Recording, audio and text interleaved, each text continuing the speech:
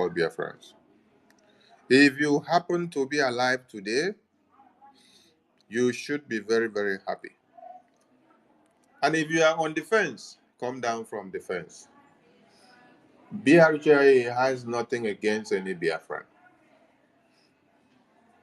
We only have something against a Biafran who has decided to make his or herself an enemy of Biafra independence, an enemy of BRJ, an enemy of Biafra recognition, an enemy of Biafra restoration, an enemy of BDF.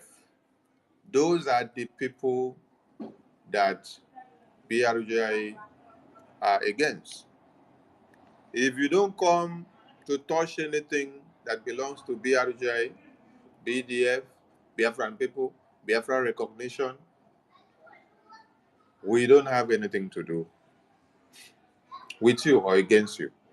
But by the time you come to touch any of the template that BRJ are using, that is where we will tear you apart. Otto Mwamwaya asked our Prime Minister a question and said, what do we do to all these people that will sleep tomorrow and wake up and see splinter groups everywhere and they are shouting Biafra? What do we do to them? The answer was, you can support them if you like. If they are attacking Nigeria and working to destroy Nigeria, you can support them.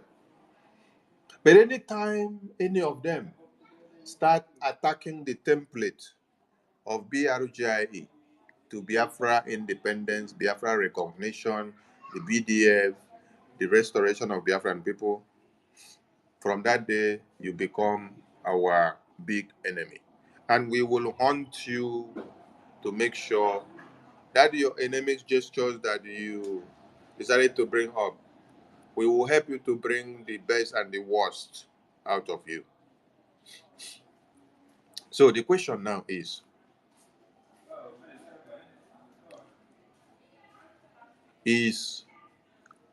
Honorable Fulani fighting Nigerian government? Is Honorable Fulani fighting Nigerian government? Is Emma and his group and Choma and Madam Ajare, are they fighting Nigerian government? Is DOS and IPOB Nigeria political wing, are they fighting Nigerian government? Because if they are fighting Nigerian government and then they don't touch the template of BRGI, we will not have their time. But what do you see?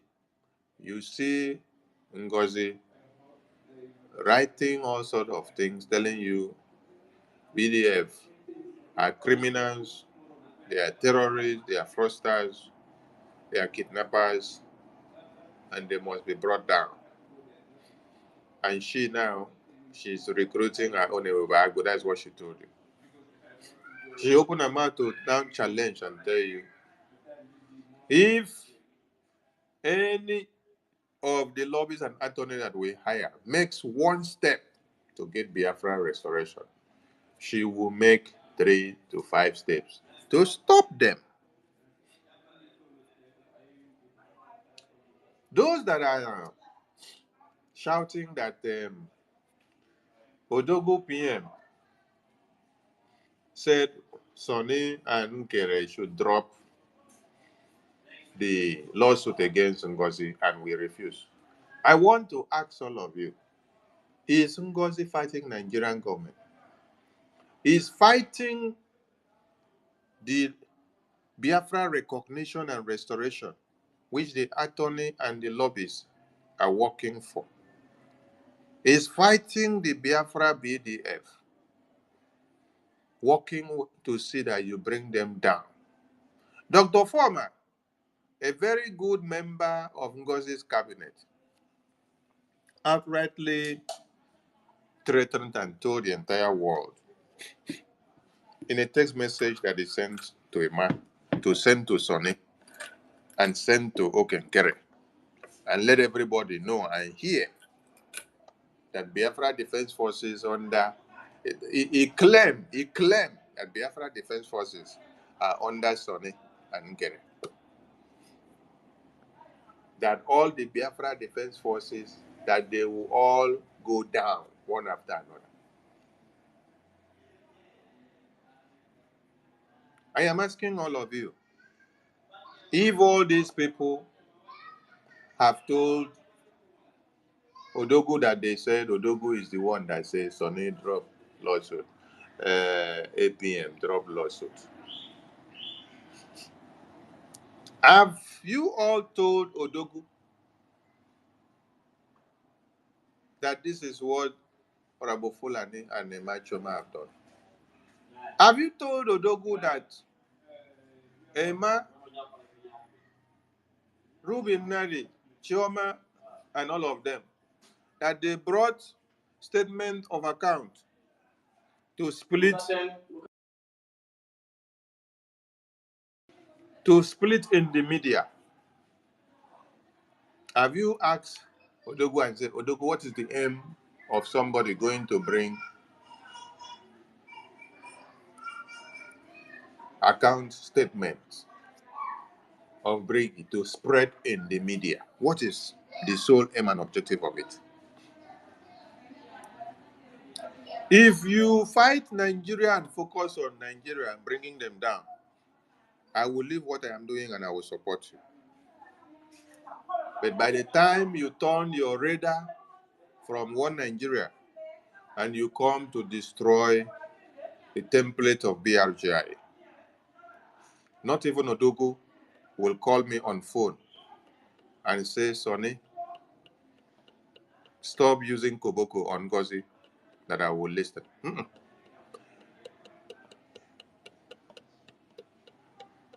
Onyendu that is in detention will not call me on phone or come out tomorrow and tell me, leave these people that are destroying Biafra alone. I will tell Onyendu, which people kidnap you? It is not Fulani terrorists of Nigeria that knew that you must be in Kenya. It is not Fulani terrorists of Nigeria that arranged the meeting and your visit to Kenya. It is not Fulani terrorists, Malami, Buhari, and all of them that were using your Twitter account to tweet and impersonate you and to talk to Biafrans from the 18th of June 2021 to 28th of June 2021 when you appeared blindfolded and chained in the zoo court. No, it was a fellow Biafran that you believed in. You went into the bush hunting together with. You now left your garment in their hands with assurance that you could not be sabotaged. Honorable Betty, I see that you are streaming. Please put your streaming link in the Twitter media group so that everybody that wants to pair up their channels, they can go and pair up. Honorable Betty, if you can hear me, please put your streaming link in the Twitter media group so that anyone that wants to pair up can go and pair up their channels. Thank you so much.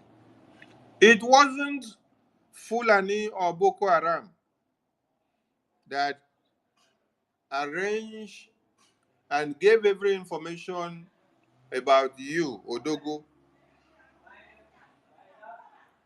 in Kenya. They weren't the one that arranged your kidnap. No, it was a fellow Biafran. It was still a fellow Biafran, after knowing too well that you have been kidnapped, that refused to come back and tell all of us. The question now is, where is Sunday Igbo today? Where is Abakari today?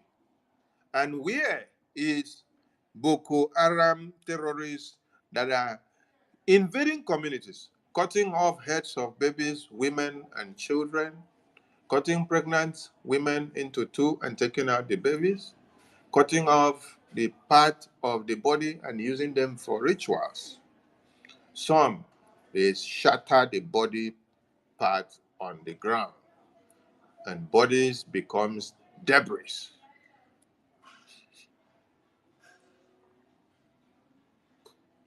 Sunday Igbo have visited Nigeria now over 5 times. Recently, I saw that Sunday Igbo was doing Oduduwa Republic campaign. Where? In Nigeria. Not in Canada, not in UK, not in Australia, not in South Africa. In Nigeria, Koiki Media was with Sunday Igbo in Nigeria recently. I don't even know whether they have traveled out, whether they are still in Nigeria. Maybe they are still there because they went for a long time campaign that they are going to do for Oduduwa Republic.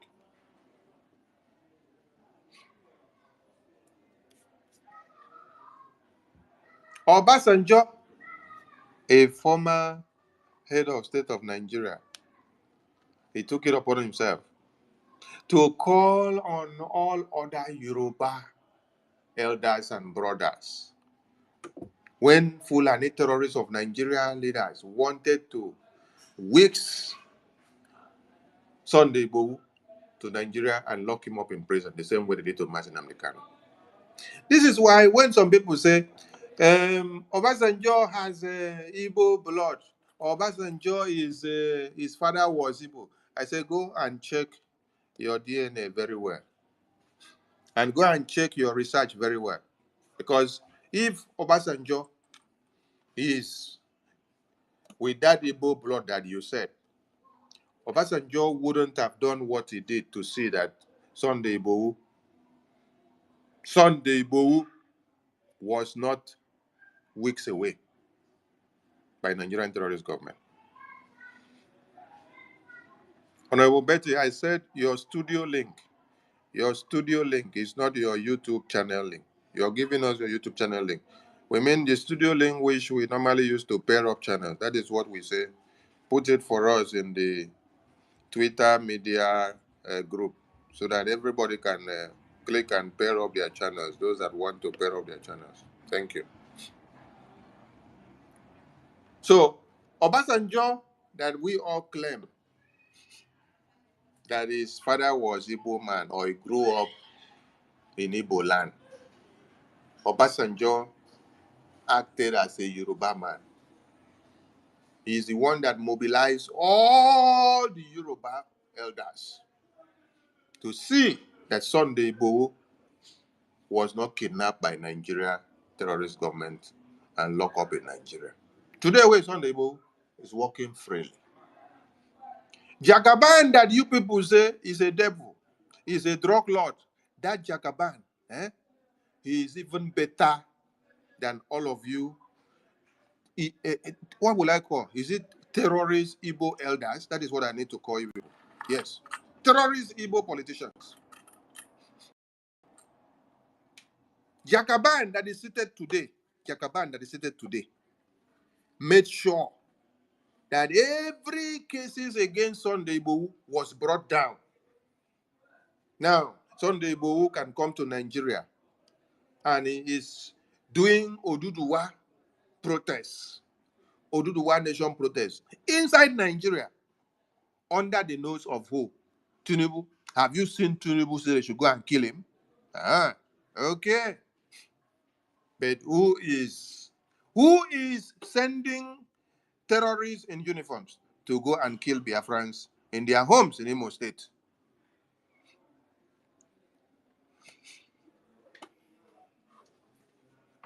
Today we see that they shamingly disgrace their names and say they are Igbo elders. Mazi Nnamdi Kanu, you people sold him out in 2021 June. So since 2021 June, it was not done on Igbo elders to know that Mazi Nnamdi Kanu was kidnapped from Kenya and then extraordinary rendition to Nigeria. So Igbo elders that are, or Igbo politicians that are doing a stage protest today, I don't know if it is Kanunta that arranged them. I believe it's Kanunta that must have arranged them. Yes. Kanunta must have arranged all of them and brought them there. Honorable Betty, you did not give us link to your studio. What you're giving us is just a Restream. You just posted website of Restream. The same way you used to give us a link to pair up for fundraising and town hall meeting. That is the link we need from your studio so that we can pair up. What you posted there is not the link to your studio.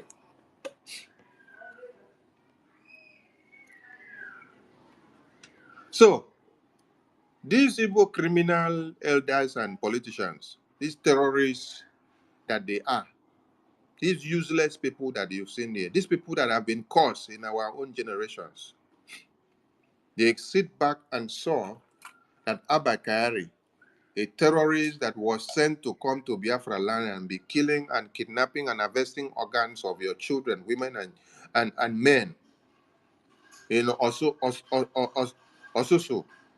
And then, opens a barracks everywhere in Biafra land. You people are the ones that will sit down and have meeting, collect brown and yellow envelopes, and call it security meeting of Southeast leaders. At the end of the day, more terrorists are deployed from the north. Bring them into Biafra land. What they come to do is to do what? Kidnap and kill and maim and destroy Biafran babies, women, and children. And you all have been comfortable with it. America called for Nigeria to send Abakari to them to come and answer for his criminality. Nigeria did what? They refused to send him. Why? Because Fulani terrorists are the ones in power. They protected their own. What happened to you people? Because you want to kill Mazi Nnamdi Kanu, you want to kill anything Biafra, because of brown and yellow envelope that is given to you. You decided to do what? Sell out Mazi Nnamdi Kanu and collect money. Collect money for political position. You prefer that Mazi Nnamdi Kanu be kidnapped and killed. Chai, imagine the arrangement. The arrangement was that he should be beaten till he is dead. Then they will dump his dead body somewhere, and then unknown people will now later go and see his dead body somewhere in Kenya, and then they will now break the news. That was how the arrangement was.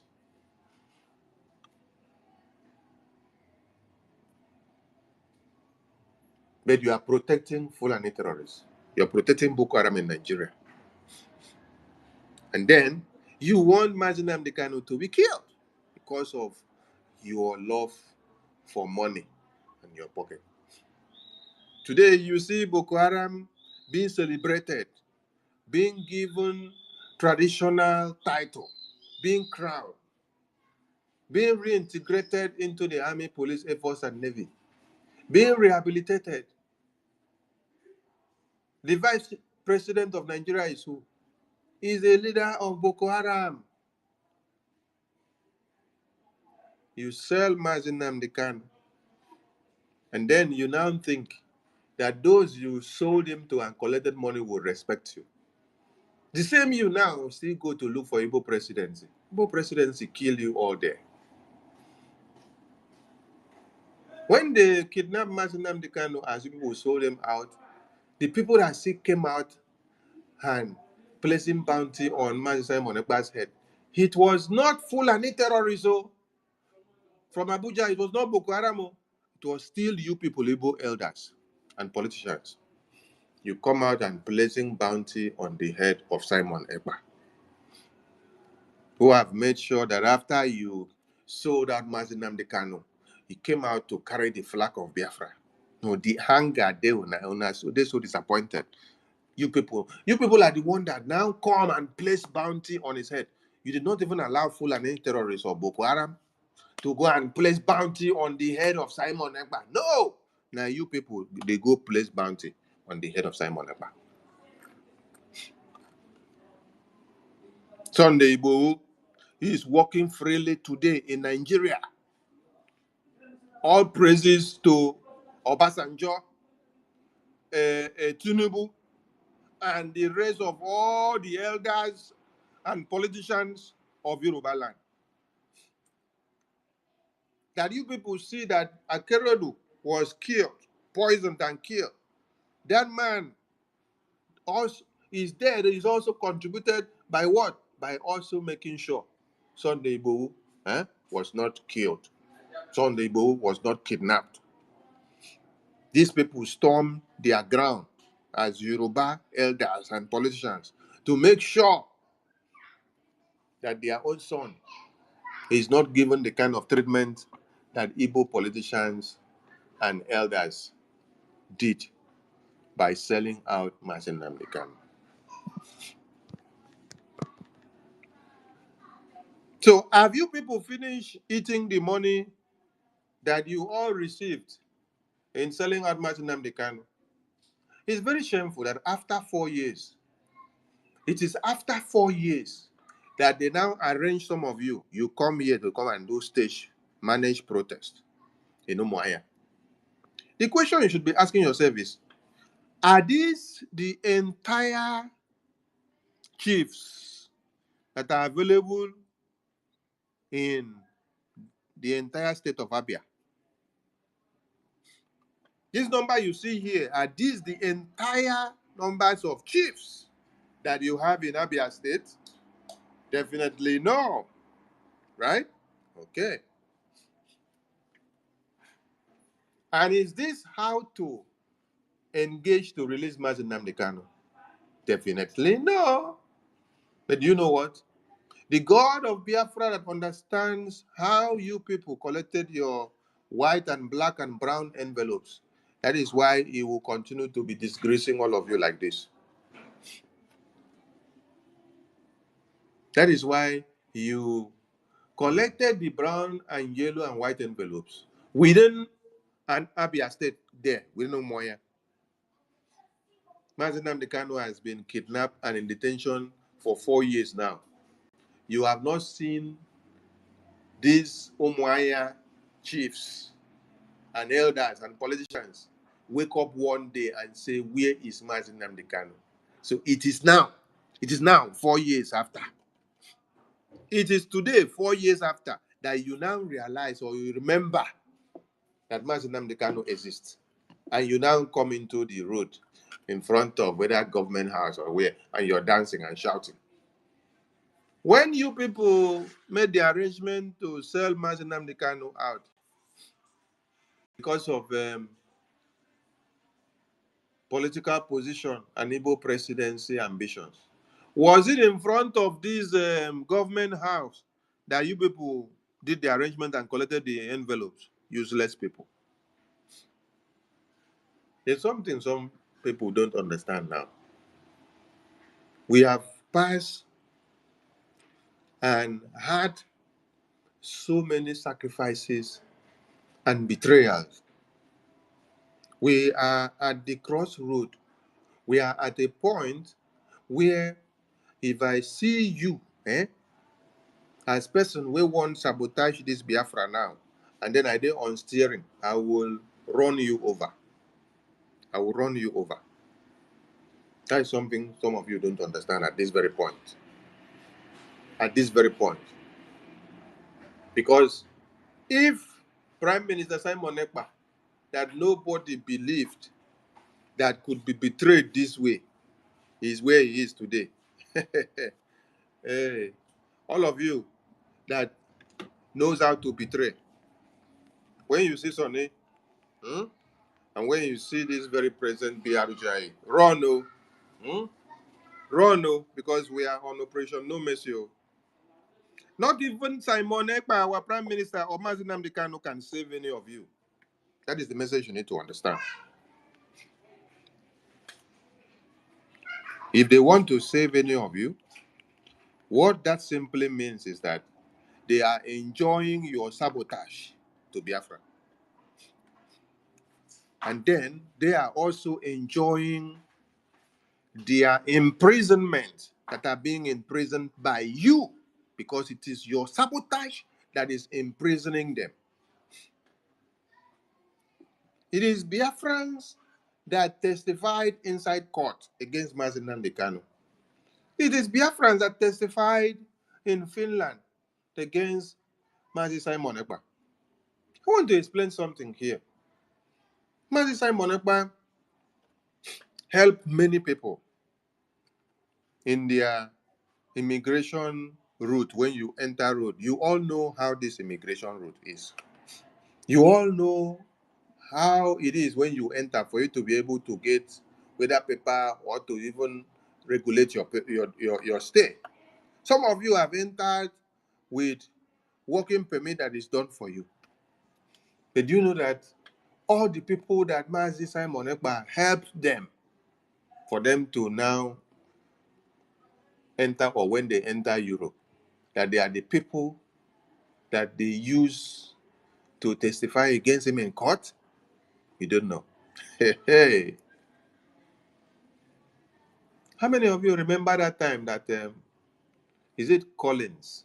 Collins with Ajare, whether in 2022 or 2021, they were doing videos calling our PM a criminal and a fraudster, that he collect people money for visa and work visa, and then they don't give them the visa. They made series of videos, Ajare and Collins. They made series of videos. They made series of videos. When Prime Minister Simon Ekpa told people there are job opportunities in whether 2019, he said it is open. No, we give you the information, you file it up, and then you follow up, and then you wait. Did he hide it? No, he made it open while he was doing broadcasts in his program. That many people have used that very link to enter Europe. So if when you mail, you follow up the information, you see, you may also be the next lucky person. Many people use it to enter, while some others have now been used to bring him down. And who are they? Fellow Biafrans like you. They are not Yorubas. They are not Hausas. Because an Hausa man or Yoruba man will think twice before he go say, make you do this kind of thing. But fellow Biafran who knows where he comes from, who knows his papa name to be Njoku, who knows his real name to be Ekpa Simon. That one, na him dig in grave. That one, na him go stand for court, testify against him. Now that one, na him still lead protest, write petition, go submit to Finland government. The Finland government should imprison him. That is fighting for Biafra independence. That is misrepresenting them.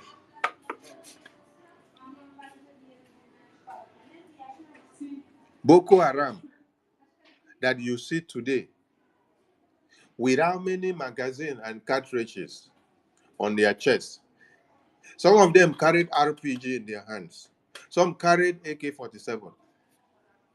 Some carried all manners of weapons. They displayed the weapons when they were having a peace deal with Nigerian terrorist government. Who made the peace deal workable? Who made the peace deal come true? It is who? Fulani politicians. Fulani elders. How many of you remember when El-Rufai was the governor of Kaduna? El-Rufai said, we know where the terrorists are. We listen to them. We have their phone numbers. We listen to their conversations. We listen to their telephones. We see when they go out and come in. The question was then thrown to him. Then why have you not bombed them? Said, no, you know the rules of engagement. We don't want to bomb them so that we don't go and kill the babies, their women, and their children. But you're talking about terrorists, right?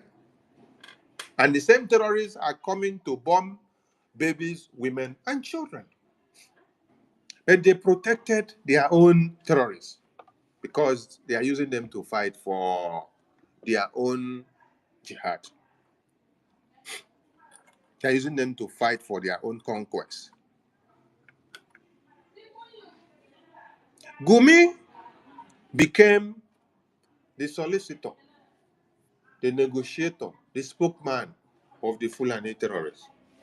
At first, the Fulani terrorists said, who we want to be our solicitor is Buhari, the late Buhari, that had died far back in 2017 or 15.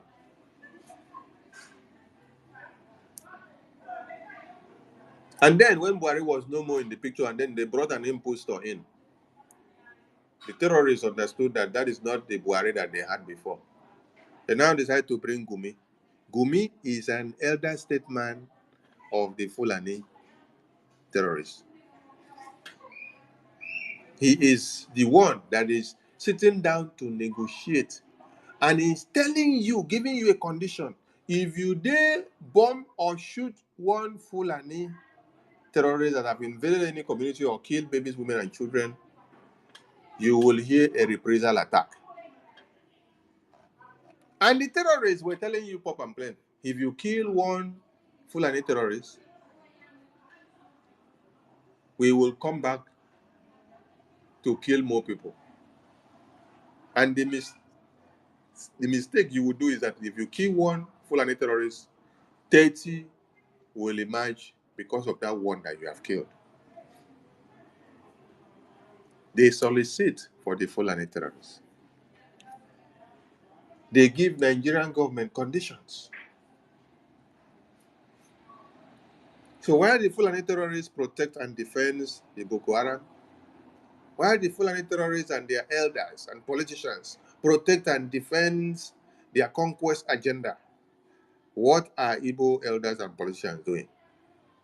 They are the ones that signed the paper to sell Mazi Nnamdi Kanu out to be kidnapped. They are the ones that are signing papers to bring more terrorists in uniform to come and kill our women and children in Biafra land. They are the ones bringing terrorists to come and be killing and going after Biafra Defense Forces. Today, what do you see on the media? You see General Gentle's face making the news headline. And I have seen another one where they printed some faces of the Biafra Defense Forces personnel, those that some of you don't even know their faces. They have gone to print their faces. And who is circulating it? Iken Gaurago is circulating it. DOS members are circulating it. And they say, they put phone number. And say, when they put bounty money, some they put 5 million.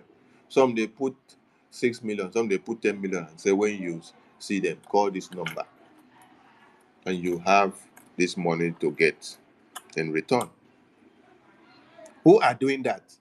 Is it a Fulani terrorist? Where have you ever seen that a Fulani terrorist or a Fulani politician or a Fulani elder or a Fulani man will come and point hand to show you where a fellow Fulani man who carried out the Owo massacre bomb? Where have you ever seen that a Fulani man will come and point hand and show you and say, this is the Fulani man that carried out Owo massacre?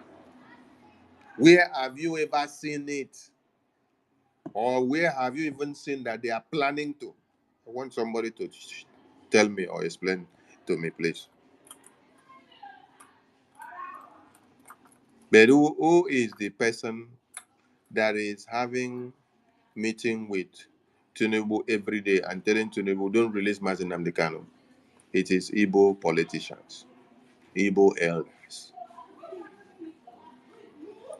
The kidnapping of Mazi Nnamdi Kanu was done by them. Placing of bounty on Simon Ekpa's head, our prime minister, was done by them. And you hear them say they are Ohanes and Igbo. They don't even have shame. A very coarse set of people. People that have been coarse. Later you will say Fulani terrorists are evil. No, Fulani terrorists, they are not evil. The worst people that are evil in this life now, in this Nigeria, they are these Igbo politicians and leaders. Because Fulani elders, and even Fulani terrorists, you will not see them kill or sell their own fellow Fulani brothers, which they know are terrorists alongside with them. No, you will not see them decide to sell them out to give you to kill. No. They will not point hand to show you and say this is where this person is, go and kill as a Fulani, then him na Fulani. No. But who does that? It is Igbo politician. It is Igbo elder that do it. Try. So when you say Fulani elders, Fulani terrorists or politicians are very bad. No, they are not bad. The worst person, now these ones that you see that are dancing today in the street of Umuahia here, telling you that they are doing protests, demanding the release of Mazi Nnamdi Kanu. After 4 years. So you have waited to say that he's not dead.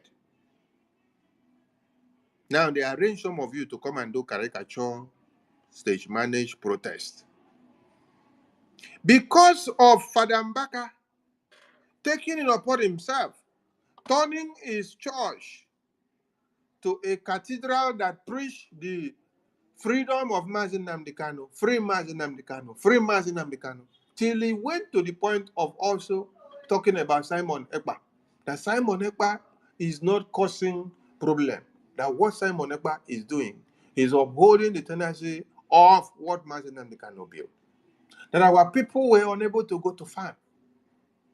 When the sit at home started, that he himself tried to convince Simon Ekpa and say, no, let's sit at home not. But when he saw reasons that he is not the one initiating the sit at home, that the sit at home is because of Mazi Nnamdi Kanu, and that since they started the sit at home, since the gallant men and women took to order that our people can then go to farms, because of Father Mbaka preaching every day in his cathedral that Mazi Nnamdi Kanu should be released. They even invited him to Abuja during the political campaign and said he should give his candidates. He should endorse their candidates. He told them the only candidate I am endorsing is free Mazi Nnamdi Kanu. Because of Father Mbaka protesting, turning his church to a protest ground for Mazi Nnamdi Kanu to be released, they decided to shut him up. They lock everything that he has access to. They lock him to monastery in America. They kept him there for over a year. When he came back, massacre was still ongoing. He asked them, you took me to monastery to shut me up because of protesting for Mazi Nnamdi. Now that I've come back, has the massacre and kidnapping and the terrorism stopped? No. Which people made this possible? The same Igbo politicians and elders. Father Mbaka was almost killed by these Igbo politicians and leaders and elders, spearheaded by the Fulani terrorists from Abuja. Because as they are knocking in that Nnamdi Kanu should not be released, Father Mbaka will be preaching every day. So they will now come back and be telling the terrorist leaders in Abuja, hey, this Father Mbaka is a problem. Oh. You know, he has a voice. He's using the church as a point of contact. When he speaks to the people in the pulpit, they go with what he says. And you know what a preacher means. Their message sinks inside the body. That is why you saw that they unanimously decided to send Father Mbaka to monastery. Which people did it? These cause Igbo elders and politicians. Today they see that Boko Haram is sitting down on the same table with Nigerian politicians and the Nigerian terrorist army, wielding weapons and doing exercise with weapons after they have killed people and massacred Igbo politicians and elders and leaders. Are you not ashamed of yourself? That even Fulani terrorists cannot sell their own, but you sell your own because of political relevance. Today, you are all clamoring, oh, Mazen Nnamdi Kanu is sick, he want to die, he's sick, he want to die, he's sick, he want to die. Who want him to die? That is why the Fulani terrorists will see you people as being very useless. Because you are the one that is killing Mazen Nnamdi Kanu. You will come to the media and do this showy display that you're doing now. Then later, you go back and meet Tinubu and say, don't release him, or we have covered, we have taken control of Biafra land. Don't release. If you release Mazen Nnamdi Kanu, we are all in big shit. Don't release him. You know, it's not just Mazen Nnamdi Kanu, as you say. He is talking about Biafra. Do you want Biafra to come? The presidency will tell you, no, Biafra can never. We don't want to allow it. One Nigeria must be protected. And you people will say, don't release Mazen Nnamdi Kanu. No matter what happens, don't release. What is the crime of Mazen Nnamdi Kanu since 2021 that you people kidnap him? You partake in international kidnapping, a crime that is condemned by international law. It's a crime that you people committed. Kidnap Mazen Nnamdi Kanu from Kenya. And as you kidnap him, you're still keeping him there. You are looking at how he's gnashing his teeth on a daily basis. Try.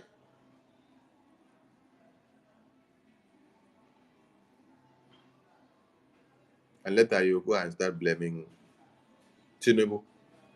You go and start blaming um, even the Attorney General Malami that was the Attorney General then. Attorney General Malami did not have access to Mazen Nnamdi Kanu's phone. Attorney General Malami did not have access to Mazen Nnamdi Kanu's Twitter. He did not have access to Mazen Nnamdi Kanu's computer. He did not have access to Mazen Nnamdi Kanu's personal information.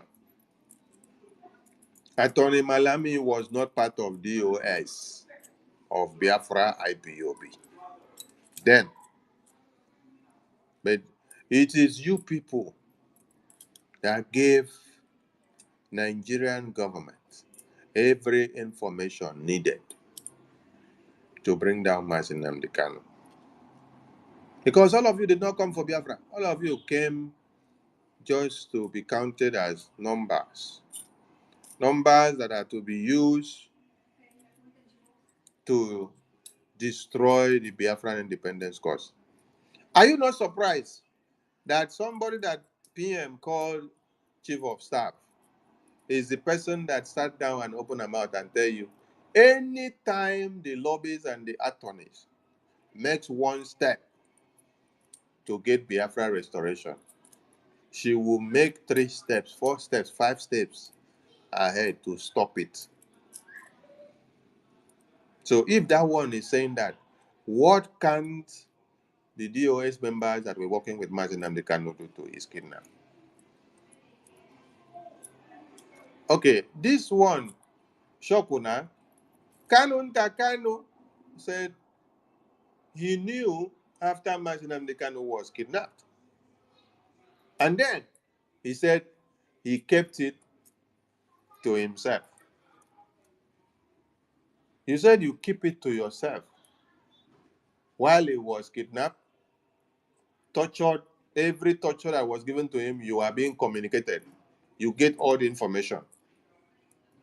Hey, hey! And then you people now devise a means of using his Twitter account, to now continue tweeting and talking to Biafrans, deceiving all Biafrans that is the one that is talking. From 18 to 28 of June 2021, and everything were done properly. Nobody could phantom that this is not Martin Nnamdi Kanu talking from his Twitter account. Whereas he was tied down, beaten to stupor, he could not breathe anymore.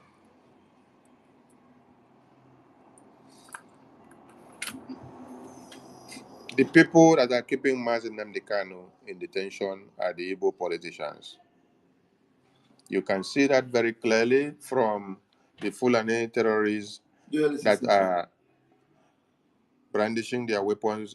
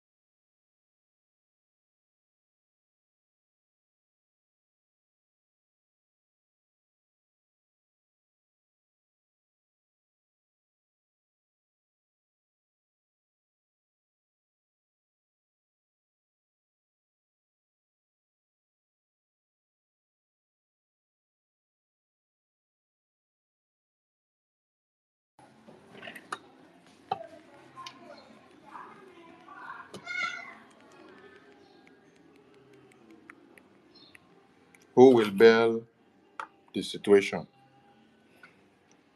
If we all have elders of this nature that are only good at selling us out, and then when they see Fulani elders and politicians protecting their own, when they see Yoruba politicians protecting their own and making sure the enemy don't come and pick them, you see that they will all go into hiding. Sunday Igboho is not being haunted by Nigerian terrorist government again. Was Sunday Igboho not fighting for an independence of the Oduduwa Republic? He was.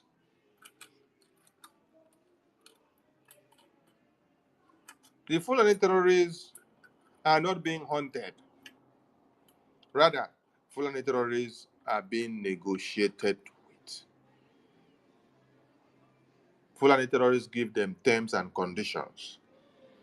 They now accept those terms and conditions. They abide by it.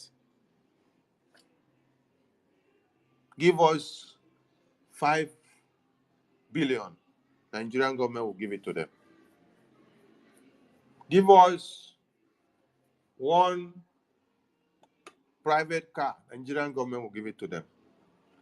Bring that our terrorist leader that you pick up, and when you are bringing him, bring him in a private jet.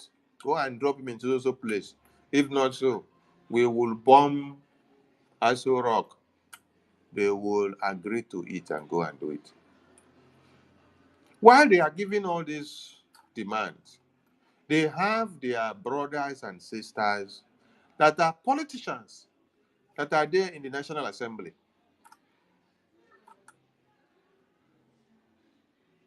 They've informed them of what to do and what they are going to do. And they are telling them, you guys should just sit down there and continue to press the button while we do the work in the bushes. I saw a bill that was making noise in the National Assembly. They say, oh, Southeast is not included in the bill. Did you hear what they said? They say, oh, it is an oversight. What kind of oversight will happen in a budget of a country? Why don't you do the oversight? Why don't you do the mistake in every other region of the country when you are doing the budget? Why don't you do the mistake in the North Central? Why don't you do the mistake in the Northeast and Northwest? Why will the oversight always be in Biafra region in Southeast? Oversight will not come when they say they should go and vote. Oversight will not come in a bill that they have to go and vote.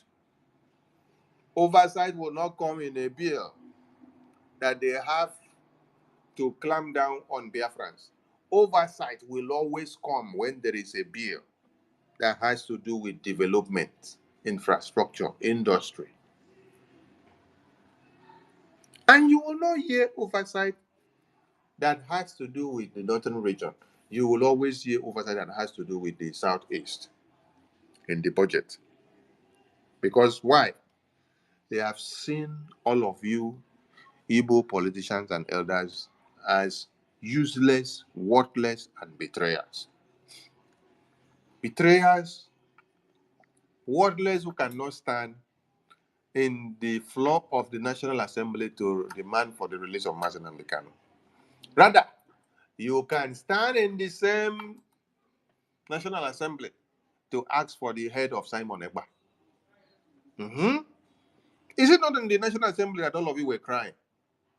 Mr. Speaker, Mr. President, the Senate are worried that if the activity of Simon Ekpa is not checked, I am afraid he may succeed in changing the minds of every Nigerian against Nigeria. Mr. Speaker, we are in trouble. Mr. Speaker, we may plunge into a national revolution. Mr. Speaker, we have to do something. We have to stop Simon Ekpa. Who raised the motion? Was it a Fulani man? No, it wasn't a Fulani man. Was it a Yoruba man? No, it wasn't a Yoruba man. Was it a TV man? No, it wasn't a TV man. Was it an Hausa man? No, it wasn't an Hausa man. What was it? It was a Biafran man.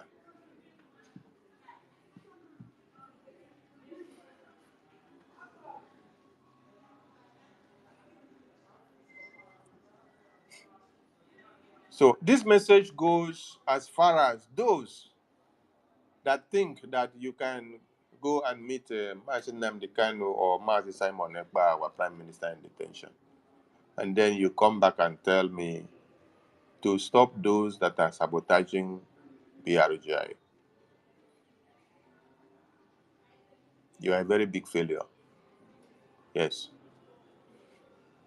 Because Mazi Nnamdi Kanu that is in detention, Mazi Simon Ekpa that is in detention now, he's not a Fulani man that put him there. It is you, a Biafran, that put him there.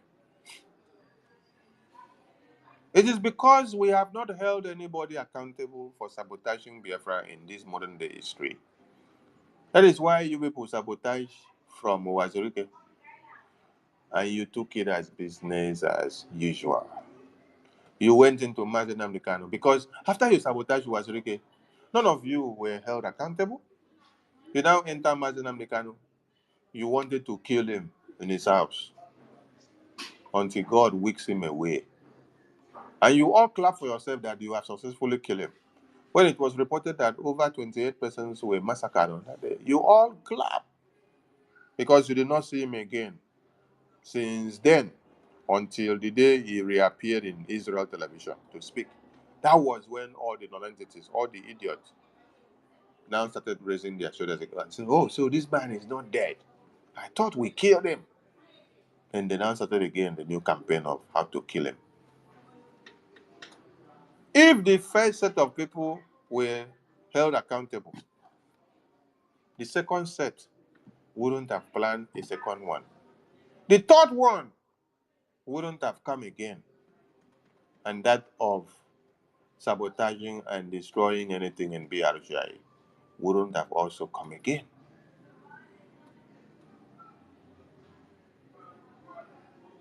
Men have died for this freedom. Babies have died for this freedom. Women have died for this freedom. Children have died for this freedom. Many are in detention. Many are in prison. Some, they lock them up without even opening a case file for them. And they rot there in jail. While some, you even know that they are in jail. And then you go after their case file to be opened, to be released. They refuse. Maxwell Okpara was airing something earlier today, and I was reading his post.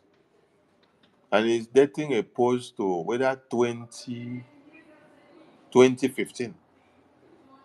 They went to court, and then they now said 2017. They went to 2017, they now push it to 2021. They now went to 2021, they push it to 2023. They went to 2023, they push it to 2025. Now they came to 2025, they now push it to 2028. Do you now see how they can lock somebody up and then throw away the key? For no just cause. They don't want to open the file. The judge that is supposed to look into the file will refuse, will attend to other files, but they will refuse to open this one. Why? Because many of you have sabotaged and destroyed the process. So don't think that in this our dispensation that I will fold my hands, carry my head and put inside Biafra, where I don't have my normal life again, where Biafra Defense Forces don't have their normal life again, where any of the frontliners that put their heads in Biafra don't have their normal life again. It starts from your family, your very immediate family. As you put your leg in this Biafra, you now start having issues with your immediate family, first and foremost. Yes. Because you have now become a problem and a burden to your immediate family. They want to have their life, but you are giving them another sacrifice of being a freedom fighter, carrying Biafra affairs on your head, which they don't buy with you. They don't want to tow that part with you. But because you have made up your mind, you say, no, you have to sacrifice for the Biafra. You start having issues with your family.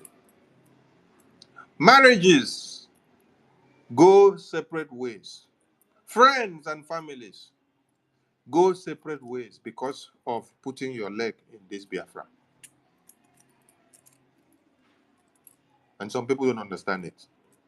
Even some people's business and life taken down. They hunt you down because of putting your leg in Biafra independence. Freedom fighting is not an easy thing. So some of you should not think that as others are sacrificing, that you will wake up to destroy the cause. No, no. Enough of the nonsense.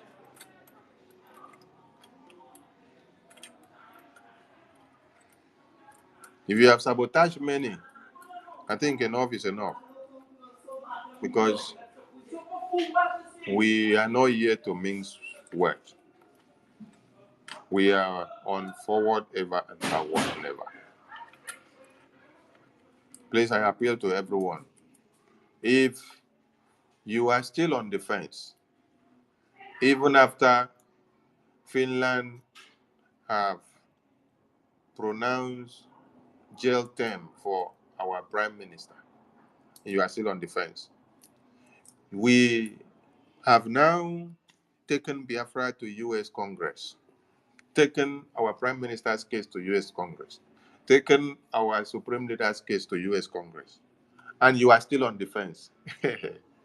That means you were not born for Biafra, yes.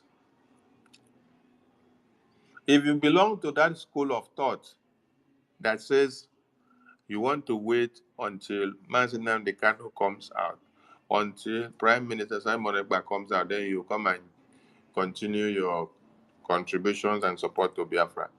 That means you are one of those people that have no sensory membranes. Your brain is not working. Because the first question you should ask is, the Fulani terrorists that wore all manners of weapons on their body and were having negotiations with Nigerian government a few days ago,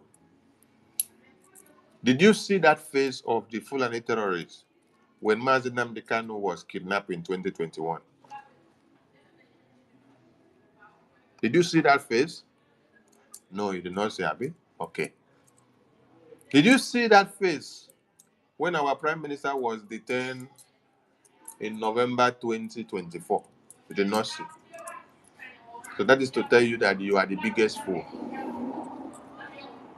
While they kidnap or detain one of you as a Biafran, the Fulani terrorists are regrouping. The numbers are increasing. The attack intensifying on daily basis. They are acquiring more weapons, recruiting more people, coming together to increase their numbers. While you, as foolish as you are now derailing in your formidability, going to sit on the fence. You may be the next person that the Fulani terrorists will cut off heads.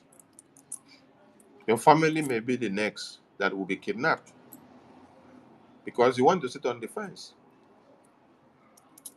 You want to go and sit down and relax and wait until when Mazi Nnamdi Kanu is out. Will Mazi Nnamdi Kanu stay in detention and die in detention and then come out to come and meet you if you don't do anything that will bring him out? Do you think that it is by you abandoning the project of Biafra to go and sleep and sit on the fence that will now make Nigeria to release Mazi Nnamdi Kanu? Who is the person that is even giving you people this kind of ideology, sir? That when they kidnap one of your leaders or imprison one, that it is only when you all disappear, go into the bush, that is when the people that kidnap them and detain them will be compelled to now release them. You're very foolish. Think you need deliverance. So come down from the fence.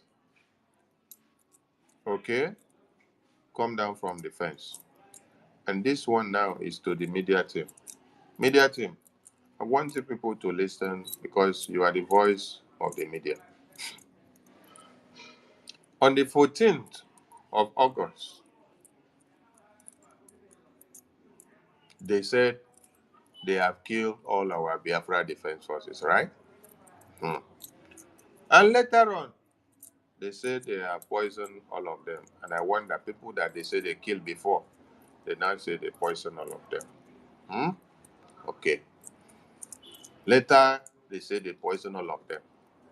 Later, they say the people that are poisoned, they are the ones shooting people on air.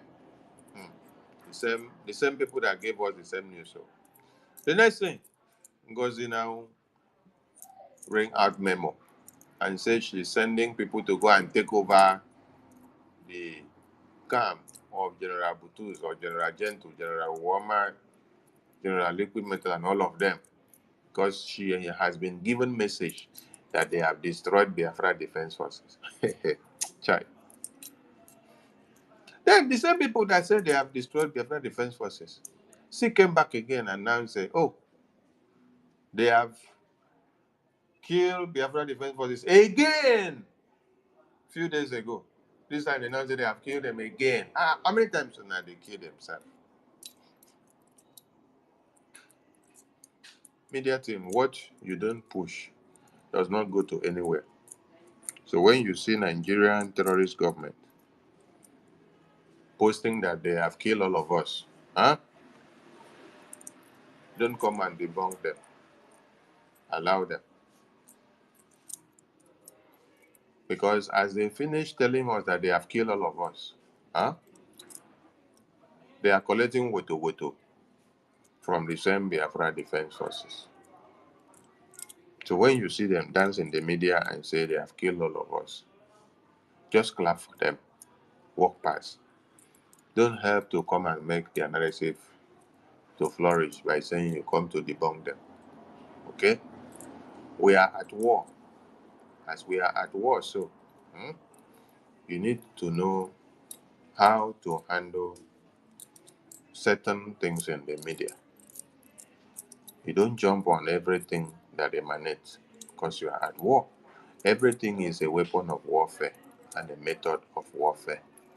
You need to understand how to utilize any of them to be able to work suitably for your own result. And you must always look at your media group to see announcements and information that are dropped there.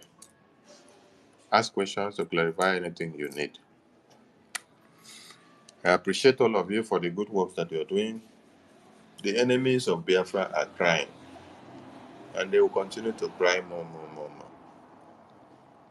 More wonders are coming from where you saw the Biafra US congressional briefing.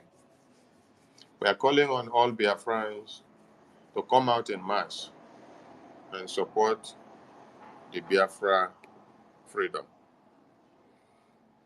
Only one person cannot be able to make it all happen. General Butuzo alone is not making it happen, but he is working with a team in the homeland. Yes. Likewise, all of us here in diaspora, one person cannot do it all. We all have to do it as a team. We are calling on everyone to come down from their high horse.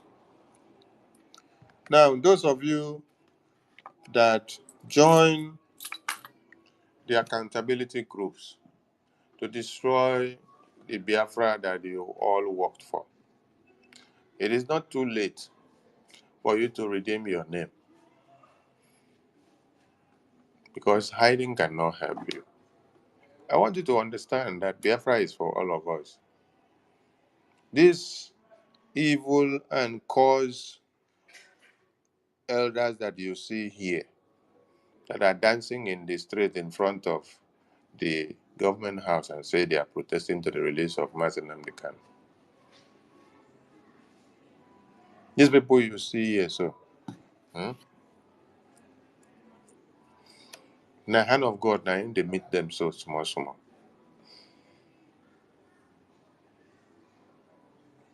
When Biafra comes, you will see all of them claiming to be the same Biafrans. But you will not imagine and understand that these are the same people that planned the kidnap of Mazi Nnamdi Kanu and placed bounty on the heads of our Prime Minister and are placing bounty on the heads of our Biafra Defense Forces and are working tirelessly to see that Biafra does not come. They are working tirelessly to see that all the terrorists are brought in to come and invade Biafra lands. They are working tirelessly to see that they destroy the Biafra Defense Forces.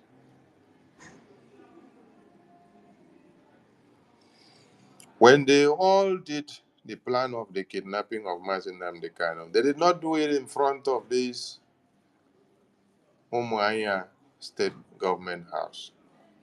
They did it on a round table behind the scene. They should rather go back the way they did it to undo it, or they should stop coming out to do this nonsense on the street. This nonsense they come to do on the street, that is not how to release Mazi Nnamdi Kanu. Doing that nonsense protest on the street, so imagine that Biafran government in exile goes as far as engaging American lawmakers. We are not engaging them on the street. We are engaging them in the U.S. congressional offices. That is where we go for the lobby. That is where we go and have meeting with them, discuss and put the matters on the table. That is where we go and submit the petition against Nigeria to be sanctioned. That is where we submit the petition to sanction Finland. That is where we are. That is where we go. That is where we have the meeting. By talking to the congressmen, the lawmakers of America. And then you also see that in having our briefing, we did not go to anywhere to have it. We had it inside Congress. If anybody says he's talking to Nigerian government, is protesting to Nigerian government to release Mazi Nnamdi Kanu, it is not by coming to do a showy display on the road. Elders that you call yourself, you see how you have disgraced yourself, that no respect and integrity is on you again. You don't know where to go and negotiate and engage the terrorist government of Nigeria to release our leader. You are doing your own engagement in front of the government house on the street. You carry placard and banner. You're dancing and dancing. You're dancing and dancing and singing nonsense. You say you're protesting to release Mazi Nnamdi Kanu. When you finish that nonsense you do in the street there, how does that message ring in the ear of Tinubu, the president of Nigeria? You don't know the road to Abuja. You don't know the road to the Senate chambers of Nigeria. You don't know the road to where you people sat down to sign the document and to dispatch the papers that you carried out the kidnap. Did you do the arrangement on the street like that, coming to protest nonsense?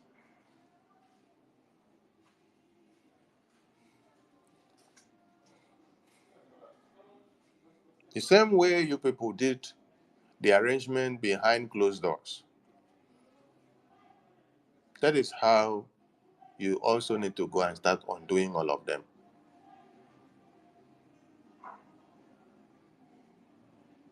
All of you should be very ashamed that Fulani elders are even protecting Fulani terrorists.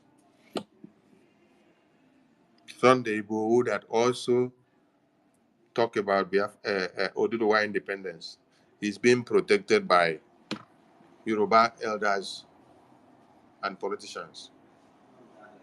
But in your own case, what do? In your own case, you want to kill Simon Ekpa? You want to kill Mazi Nnamdi Kanu? You want to kill Biafra Defense Forces? You want to kill anything that you hear that is indigenous person of Biafra? You want to kill any place you see Biafra flag? While Oduduwa flag is flying. While Arewa flag is flying. While Fulani terrorist flag is flying. While Boko Haram flag is flying. But you turn your own eye against your own children. You sell out your own saviors, your own Joshua and your own David that should have fought to deliver you from the terrorists. When Mazi Nnamdi Kanu was kidnapped, they went and looked for somebody to use and deceive all Biafrans. so that all of you will not focus on Biafra. Did they go and bring Musa or Adamu? Did they go and bring Kainde? Did they go and bring Showore? Did they go and bring Adejino? Did they go and bring Solonka or Solanki? Did they go and bring um, Yusuf? No. They did not go and bring Malami. They did not go and bring Muhammad. They did not go and bring Katafu. No. Who did they go and bring? They went and bring Peter Obi, a fellow Biafran like you. They whisked him into UK Parliament. They told him, now we have kidnapped Mazi Nnamdi Kanu. You have to go and play the divide and rule card, the divide and conquer card. You have to go and play that you are the savior of Nigeria now in the name of Igbo presidency.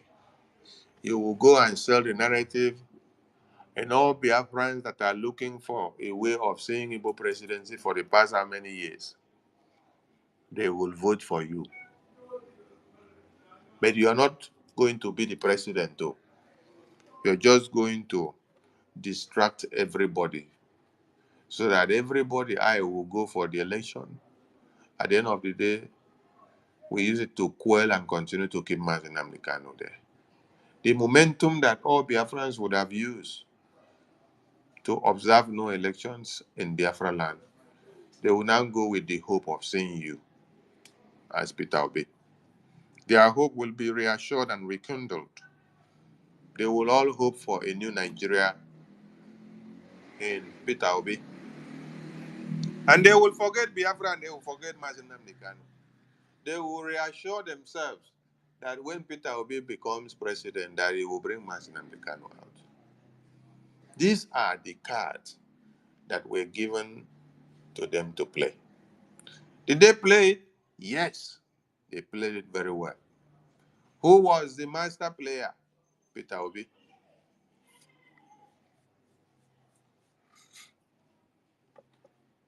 They did not look for Yusuf to give the work to do. It was Obi they gave the work. They used a fellow Biafran to play the red card to destroy Biafra. And while that was not done, totally, some of you are there calling yourself IPOB political wing. Some are calling yourself IPOB DOS. All of you are calling yourself different names. Imagine brothers of Mazi Nnamdi Kanu going online attacking Simon Ekpa, writing all sort of nonsense. This is the same person that came out to tell Biafrans that after Mazi Nnamdi Kanu was kidnapped and then he did not die, he later spoke from Nigeria that he recommended that Simon Ekpa should be given a slot in Radio Biafra to speak, to continue on Biafra. And then DOS refused and turned the message to that the message was Simon Ekpa should come and take over Radio Biafra. And this idiot corrected it and said, no, it was a lie. That the true message was he should be given a slot to preach on that platform to create awareness of Biafra.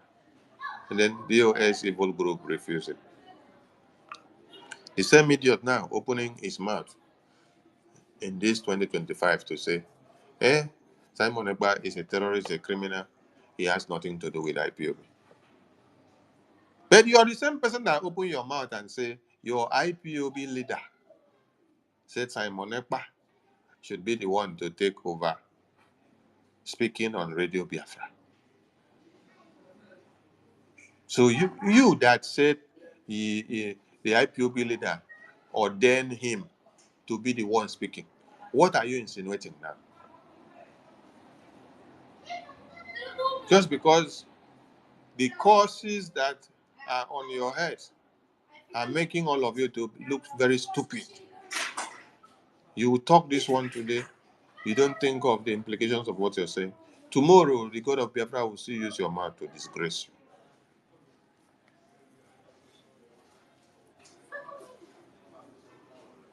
Please, anybody that is on the fence, calm down.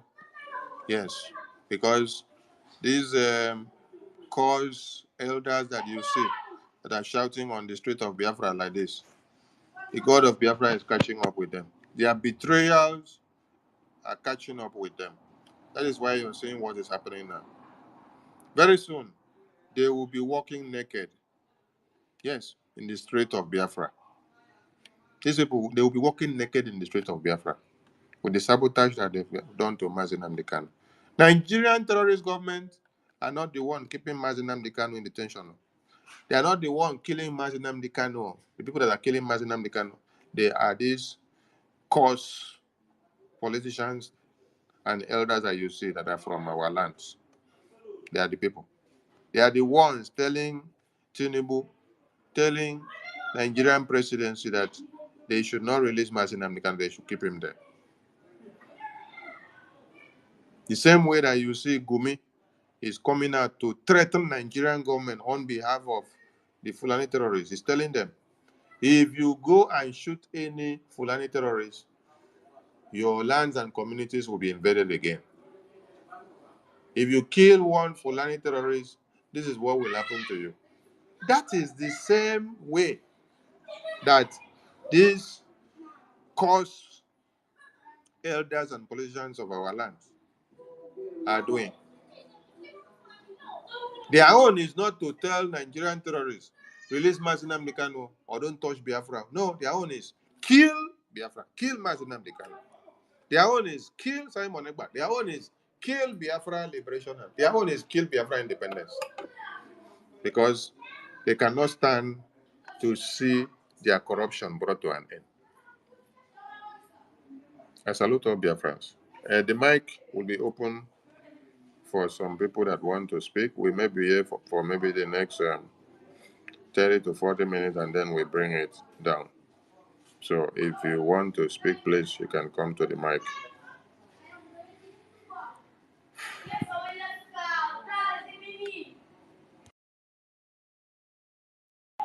Mazonyeka, go ahead.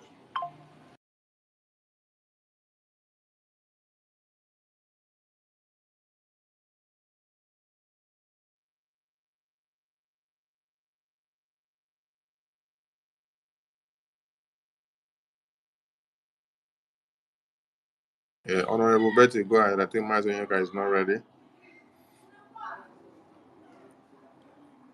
Anyone that is ready there can go ahead. Never again. If you're ready, you go ahead. Hardcore, if you're ready, you go ahead. Hardcore, go ahead if you're ready.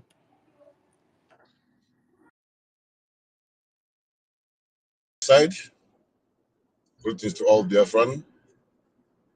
I greet you, my information minister, Mazio Kokunde. All protocols duly observed, because I know we don't have much time. You have, I must say that you've said it all. Said it all. You know, the most painful thing in life is that you know who is dealing with you, and you are unable to do something. That's the situation we found ourselves. We know these politicians. We know these wicked Ohaneze Igbo elders. Most of us that used to come and listen have them as uncles, as brothers. Their families are living okay. They're enjoying life. They lack nothing.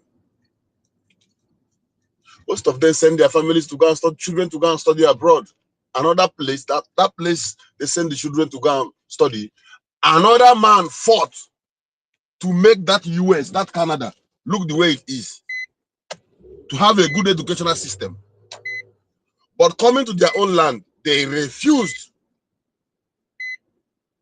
and vowed that Fulani will continue to suppress us. I don't want to say much, but if you know that you have an uncle, your father, your brother, your sister, your auntie, who is a betrayer, who is a saboteur, whether he is doing it on social media, directly or indirectly, whether they have a group, or whichever method they are applying to destroy this movement for the freedom of Biafra, you have to caution them, because there may not be another chance for any of them soon, very soon. Because the moment we begin to deal with the saboteurs, their paymasters will find no one to work for them again. And once we get that done, see you and see Biafra. There's no way we can move into Biafra with those who don't want Biafra to come. We must eradicate them. And that is the stage we are going now. If you have a brother, you have a sister, you have a father, you have a mother, you have anybody you know that is betraying Biafra, tell them to be cautioned. There is no way we will keep our eyes and our hands full. We'll be looking for what is eating the vegetable, while the thing that is eating the vegetable is under the vegetable leaf. I don't want to talk any much again. The action that would be taking place, nobody will come to say, but this is not why. You see how to get the Biafra. You see how to get Biafra. But you enter flight from far distant place and went to Finland to stand against your brother. You wrote petitions upon petitions to destroy your own brother. You vow that instead of Simon ever to get this Biafra, let the Biafra not come. You are the thing that is eating that vegetable, and we must get you out for the vegetable to grow.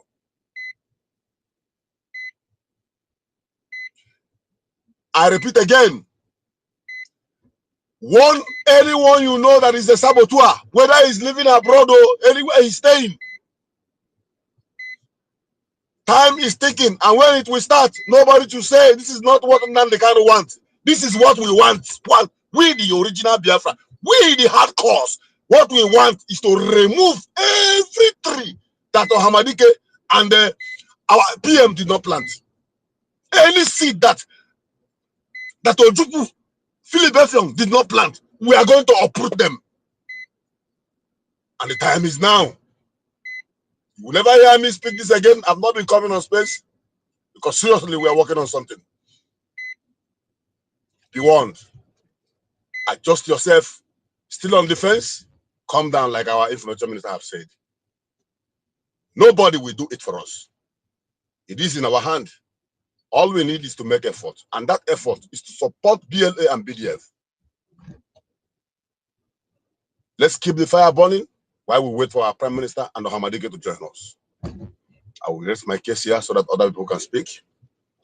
Airborne! Airborne! Airborne! All must hail Biafra! Thank you, my people. Good morning from my end.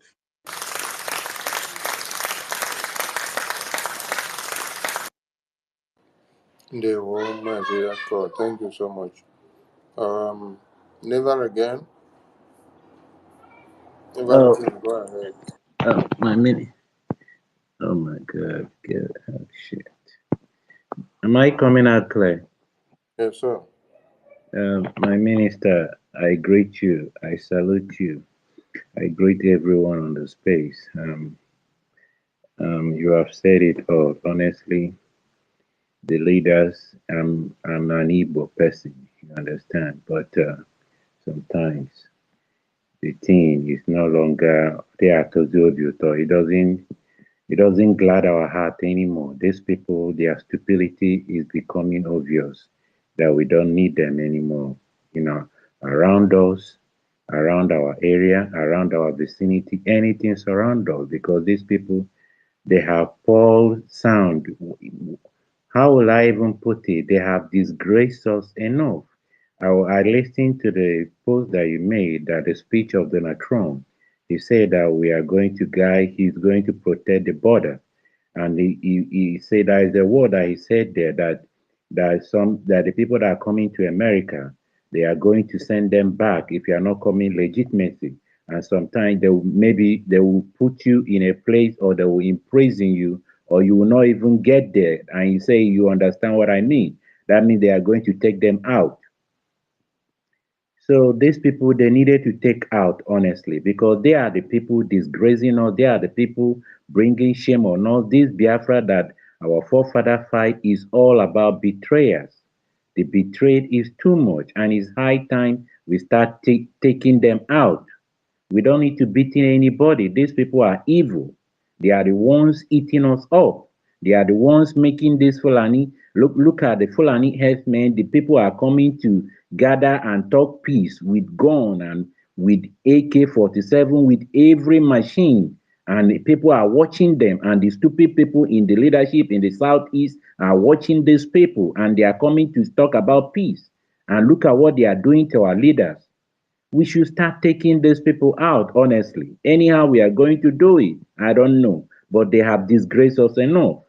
This is freedom that we are fighting, and the inner injury is the one that pains most, because these people, the inner injury, are the one bringing them inside to destroy us, because they don't know our home, if not the inside ones that are doing all this mess that we are struggling. Anytime that we want to get to the starting age, they will just take it ahead.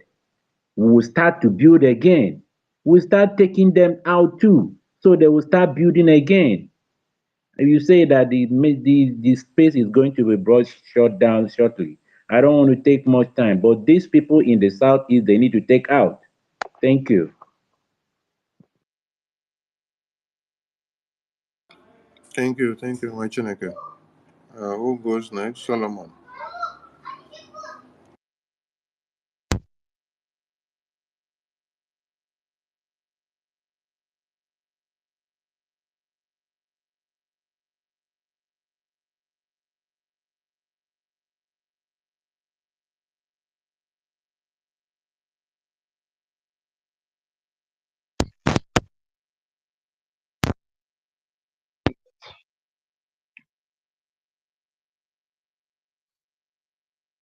Good evening, dear friends. Am I coming out well?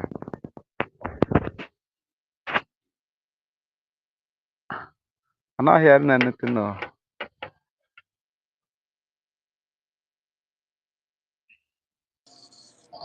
Am I coming out?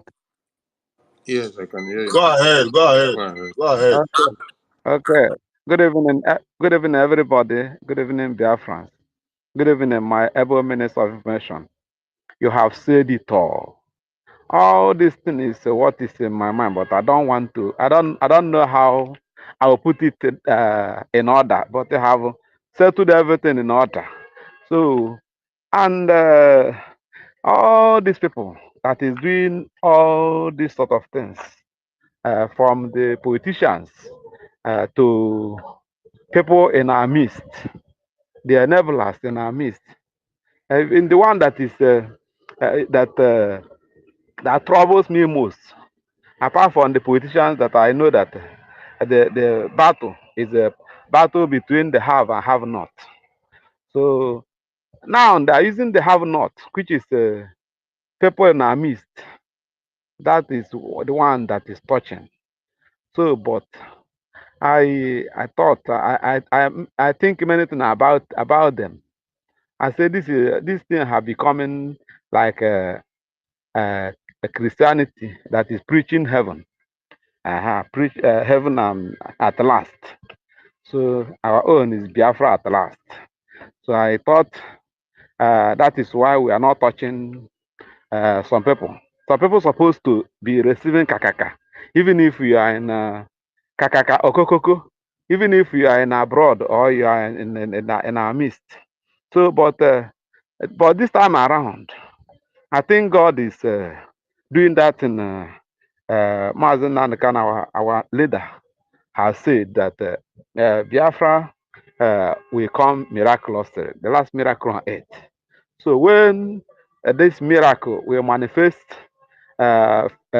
physical, we've settled. all these people will be taken out. They will not be in our midst. They will not be, even both the politicians, both the politicians and the nebulous in our midst, our internal enemies.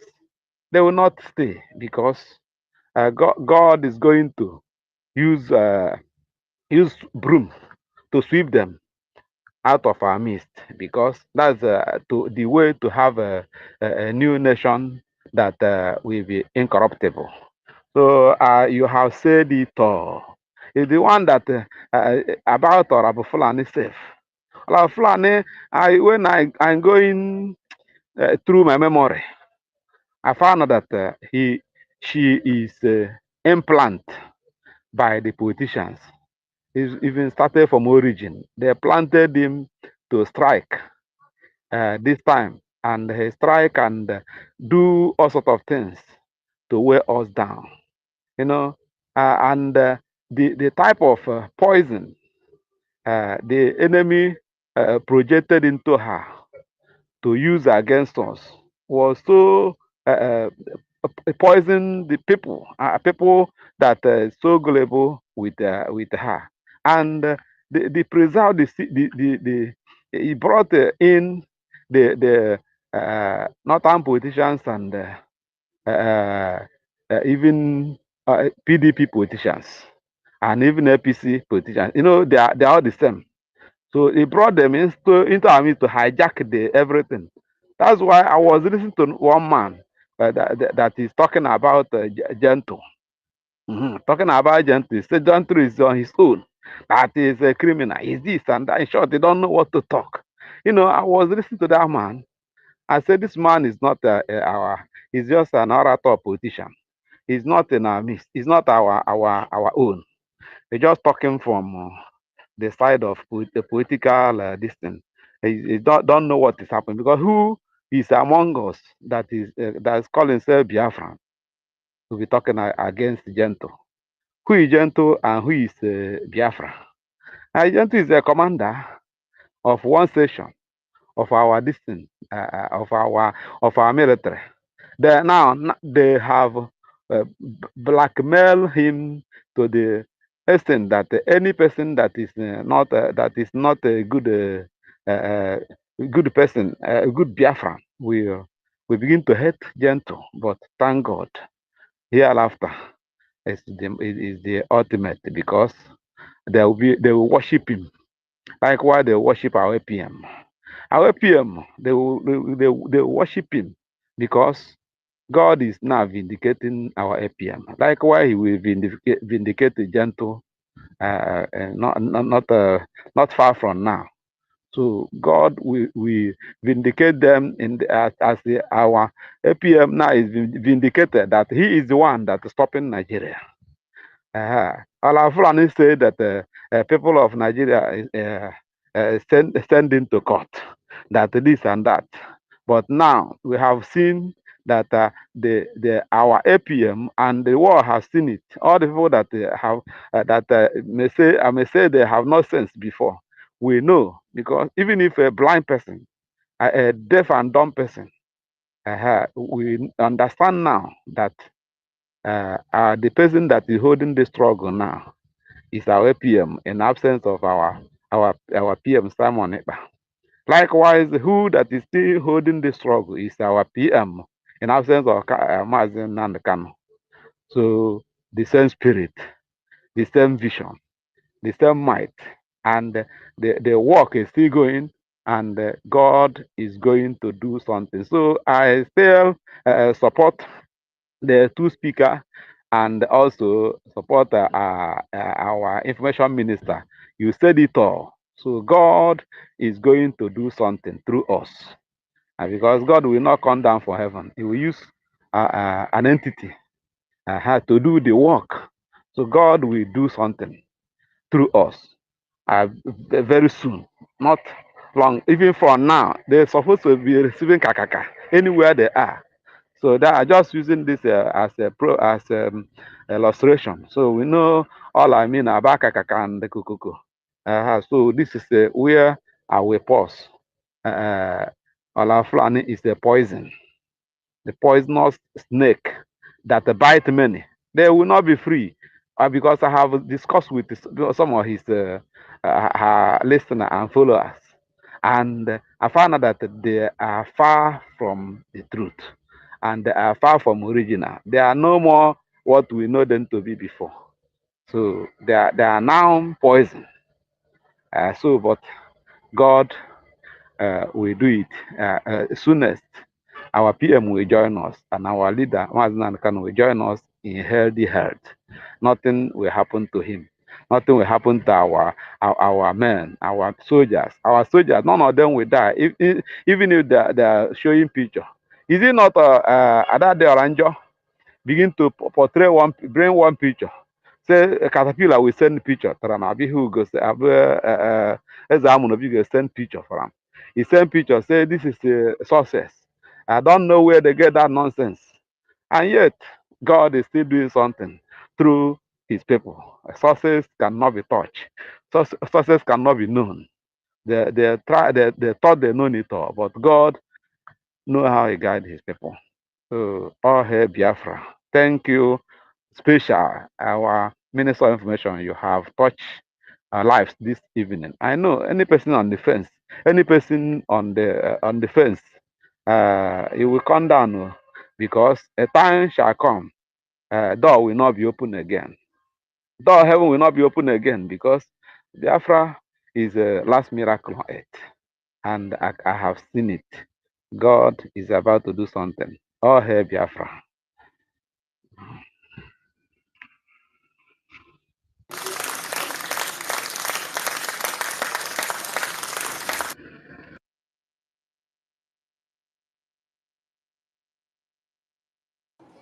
Thank you, Machineka. We go to our COS, original COS. Over to you, sir.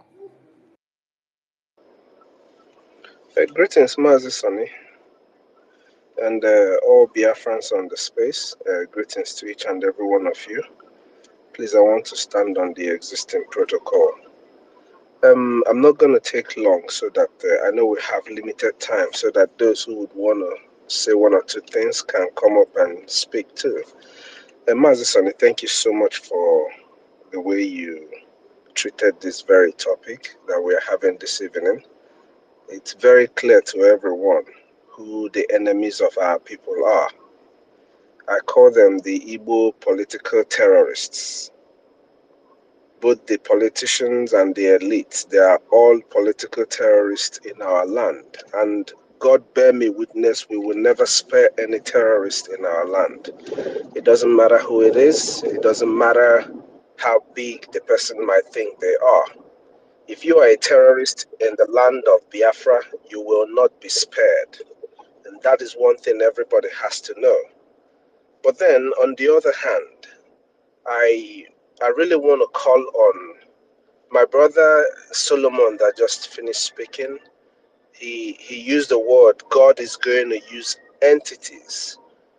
And in these entities, he's making reference to us as a people. Each person is an entity in the context of what he's saying. So I want to call on everyone who is listening to us right now, Biafrans and friends of Biafras alike. If you care about humanity, if you care about the lives of children, please, it is time that you give the Biafran government your IOU loan. It is very, very important right now that people will give this government their IOU loan. Because through this IOU loan, this loan that is going to yield you fruits, you're going to save lives of children. We have terrorists in uniform and in rags in our territory, killing children in their numbers, both pregnant women. So please, we are calling on each and every one of you, all of you who have listened to our leader Mazen Namdekano, that watched the terrorists have peace deals with the Nigerian terrorist state, why the same man that you have listened to, the same man that you called your leader, is being held against his will, against every every, I mean, there is nothing on earth that would make the holding of our leader in the dungeon of Nigeria okay. Nothing on earth makes it okay.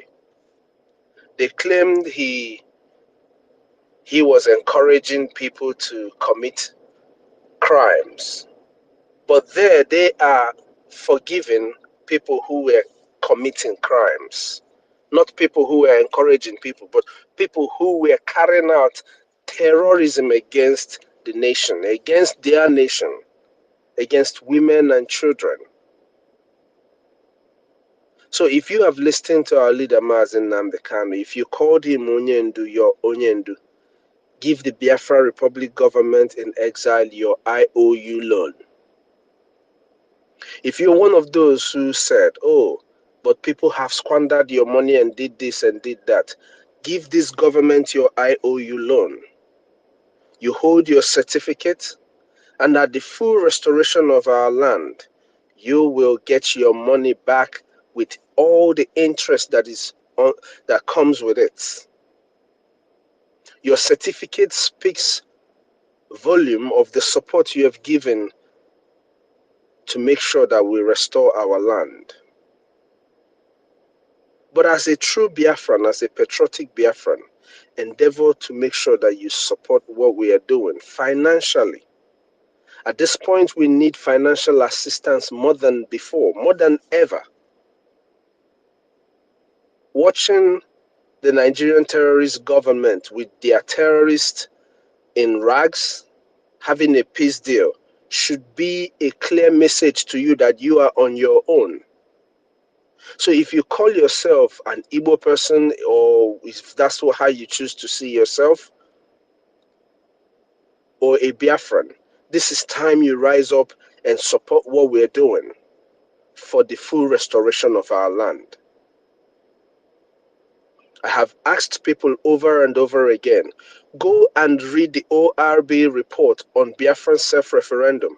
It will help you understand what we have done.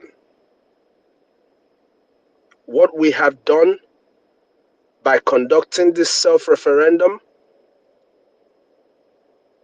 is the highest thing you can do against the terrorist state when it comes to this our freedom.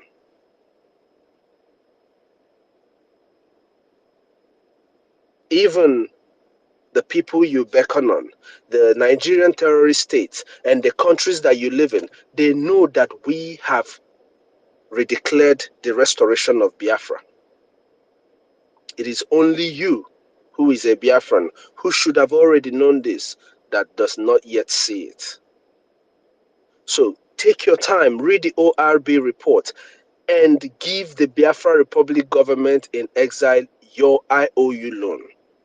Contact me myself, the Minister of Information, or Mazi Kelo. If you reach out to any of my brothers here on the space, whoever is easy for you to reach out to contact, they will direct you to either of these people that I mentioned right now to you, so that we can help you get this IOU loan straightened out. We need everybody's support right now, more than ever. I don't know how else to say it, but your support will go a long way to see that the killing of our children, our women, will come to an end. And of course, if you do what you're supposed to do, all the kokoko and the kakaka, you will hear it. All the political terrorists that are terrorizing our land, all the Igbo, so-called Igbos, because most of them are not Igbos, let's just be clear about that. Like Uncle Dinamba says, I am an Igbo man. I cannot stand my own brother or sister being killed. It doesn't matter if the person is from Akwa Ibom or wherever the person is from. I can't stand it. So these people who are contributing to the death of our people are not Igbos. Let's all be clear about that. But since they claim to be Igbos, all the political terrorists that we have in our land, they will stop. They will be stopped in their tracks. And everything that they're doing right now, they will not have the opportunity to do it anymore if we do what we are supposed to do. I don't know how a few number of people can hold all of us at ransom.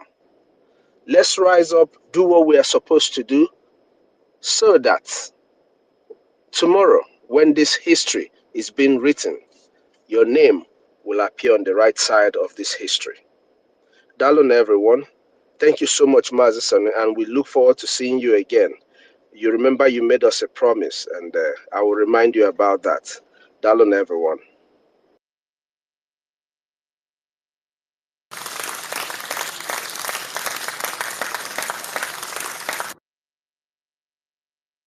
Yeah, one watching again. Thank you so much. Who goes next? Master on your catch. Put the number. Over to So, you. thank you so much. Honestly, honestly, Honorable COS, as we were talking, in fact, your voice wakes someone who is sleeping. And we just hear the word, you look as if you shouldn't stop. Yeah. Oh, thank you, Honorable Minister for Information. Thank you so much for all the facts you have actually outlined and disseminated for those who care to know, those who want to listen, those who want to change, not just listen, they want to, this time around, what we need is practical. And now they can say, yeah, I'm praying for you people, I'm praying for you people. Keep that your prayer. Keep it and give us a gem. By the way, all protocol observed. Yes. Mr. Comrade, thank you so much. Igbo leaders sold Mazinanikan out while Fulani elders say. This leadership, put yourself, my honorable minister. Who leaders again? I know it's a mistake. You cannot, they don't, none of them are qualified to be leader. So it's a mistake. But let's just leave it that way. Igbo leaders sold Mazinanikan elders defend if an elder defend Boko Haram. That is it.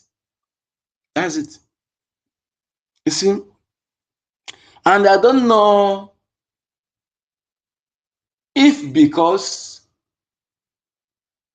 of our humanistic life valued approach to people, maybe if we are like Boko Haram and bring one or two of them down before something like that, they will not come and begin to talk trash. She said they will keep quiet. They keep quiet. Have you ever seen a Fulani person? Even they made sure that they use media. They forced media to address them as bandits, and media helped them to propagate that nomenclature. The same way when they finished from northeast and they wanted to come to Biafra land, they had to media help them to use a non-government. Don't forget that their first attack is Imo Correctional Center. Non-government, non-government. Media will be used, and you see anybody call them terrorists. You see the northern Fulani criminal elders will be, they will react. I've never seen any of them, even though they know that they have killed millions, displaced millions, kill pregnant women, kill elders, national rulers, and have killed them and even brag. There was that video of one, I think that one also is not in the north, where they were beheading people and putting their heads in a sequential or line by line, putting their head, arranging their head properly. And one woman them talking about saying that nothing police will do to them. Is that thing? All those things. You see them beheading people, Allah. Yet, no food and not I want to talk about food and no Hausa elder or other indigenous people elder have they come to even use the call them who they are. No, I can understand sometimes using force, but when you are using being what's it called lawful, doing things according to the law, they will take you for granted. But nevertheless, what we have resolved to do is akoye wetra, the hand you bring, we follow you with that same hand. As that particular mayor you bring, we'll use that mayor to respond to you. We'll continue to be lawful people, humanistic life value people. At the same time, to whom? To those who deserve it. To be gentle to the gentle people. That is I love that. I think Abraham Lincoln letter to his son's teacher. He said, "Teach my son to be gentle with gentle people and tough with tough people." Yes. They teach my son to be gentle with gentle people and tough people. We'll be gentle with gentle people, and tough people will be twice tougher against them. Yes. All this. In fact, I did know. Because like before, someone for those people see them as a Biafran elder, as Igbo elder. They are not, but as they have claimed to be, they fail to live to expectation as what they're supposed to be. If you are claimed to be Igbo elder to be used to destroy our traditions, to destroy our identity, to destroy who we are, the land will soak your blood. And when the time comes, you claim to be Igbo elder, you have to live like what Igbo elders look like. Because last time I checked, none of these morons, yes, sorry, for those who are strangers in our land, we have no respect for evil elders. Okay, so that you don't say we don't. Evil elders have there's no room for iota of respect to them. We call them okay, evil. An elder who is at home, because at least let me see the experiment of this. The practical of this parable. It happened twice in my presence when because we have a ban of goats, most in our families. So we call it abobo. So I remember then we hear my mother will look at the goats, be that the she goat is unable. She quickly run. She remove the rope on the neck of that goat so that the goat to be free to labor. For a goat to be on labor and also have yoke on her neck, is an elder will be at home. We see such goat like that in it. We use that as a problem. That such elder is an evil elder and is abominable elder. Has no respect in our land. So when we hear us use any language on them, don't be surprised, okay? So we're respectful people, but we don't exaggerate it. We give it to those who deserve it. You earn it. Age is not just enough. You earn the respect. As I am now, I am an elder. Yes, because there are some youth who are on my back, and they don't call me by my name. They call me by my what you call it, dead. If it's a woman, they call dada. It's a mark of respect. Because, and any day I fucked up, they call me by my name. You know that I fucked up. That is how it is. So these people, you see them, they just using insulting our traditional tools. You see some of them, they even handle our etunzu. They will turn it upside down. You ask yourself, is this an Igbo man? Where this one from come? An etunzu that a little a child that watching his father, who is a traditionalist, doing it, will do it with close eye, and an elder with a full traditional regalia will just come, gallivant. He giving this to him, just turn it upside down. That speaks a lot for those who understand what we're saying. So, my people, we must. The last time I used to say this thing before, I'll repeat it again. Entire Biafra territory, where they have, you see, appointed kings, don't listen to them, any appointed king, because we don't appoint king, they are being chosen. Kings are being chosen in our land. Custodians of culture and tradition are being chosen. But these ones are going to be appointed.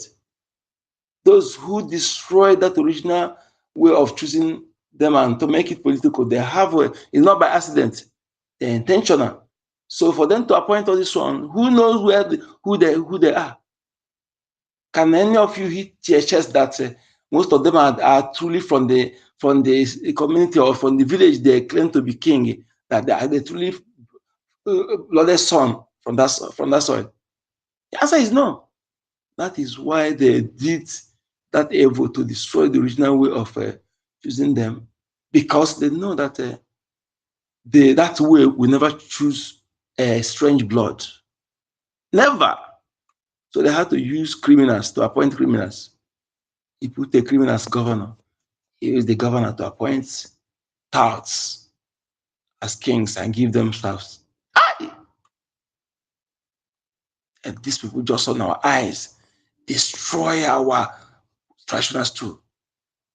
I remember last time I checked, even president pay homage to traditional ruler, let alone, no matter how small. But now, kings pay homage to councillors. You see the deterioration in the highest order. Desecration in the highest order. So when you see them like that, they have no honor, they have no boss, because they have sold their dignity. You know, the land, they don't have the backing of the gods of the land, and they are just like chaff before the wind. So that is why you shouldn't listen to them, ignore them, because they are desecration to the land. So if you are supporting them, that means you are validating the desecration. Ignore them and don't take their words. They don't dictate for you. They don't their orders not for you. They don't have anything, any jurisdiction. I mean, any legitimacy in our land to give you order or to say something that you will follow. The only government that is in charge is Brigade and the federal government in Holland. They are the people that will give you. You follow their line, follow their instruction, follow every instruction. The Biafra is fully restored. Ignore those morons, those criminals, who are there. They see some of them are even abetting the evil woman, Alimat Abubakar, a woman who contracted, who is heartless. She don't even have remorse feeling for fellow women. Her Christian contact is to lure our women, to deceive them and bundle them out of their land and have them kidnapped. She will just come on social media to give one statement. I give you ultimatum to raise those women, and that is all. After that, you no longer hear from her again. She collect her money and pocketed. This woman, you will never, despite after the court will do their own, you will, sorrow is already your shadow. As a calamity already your companion. Your days already dark and slippery, as destruction will come upon you at unaware. Come what men. Now for Chukwu Naja.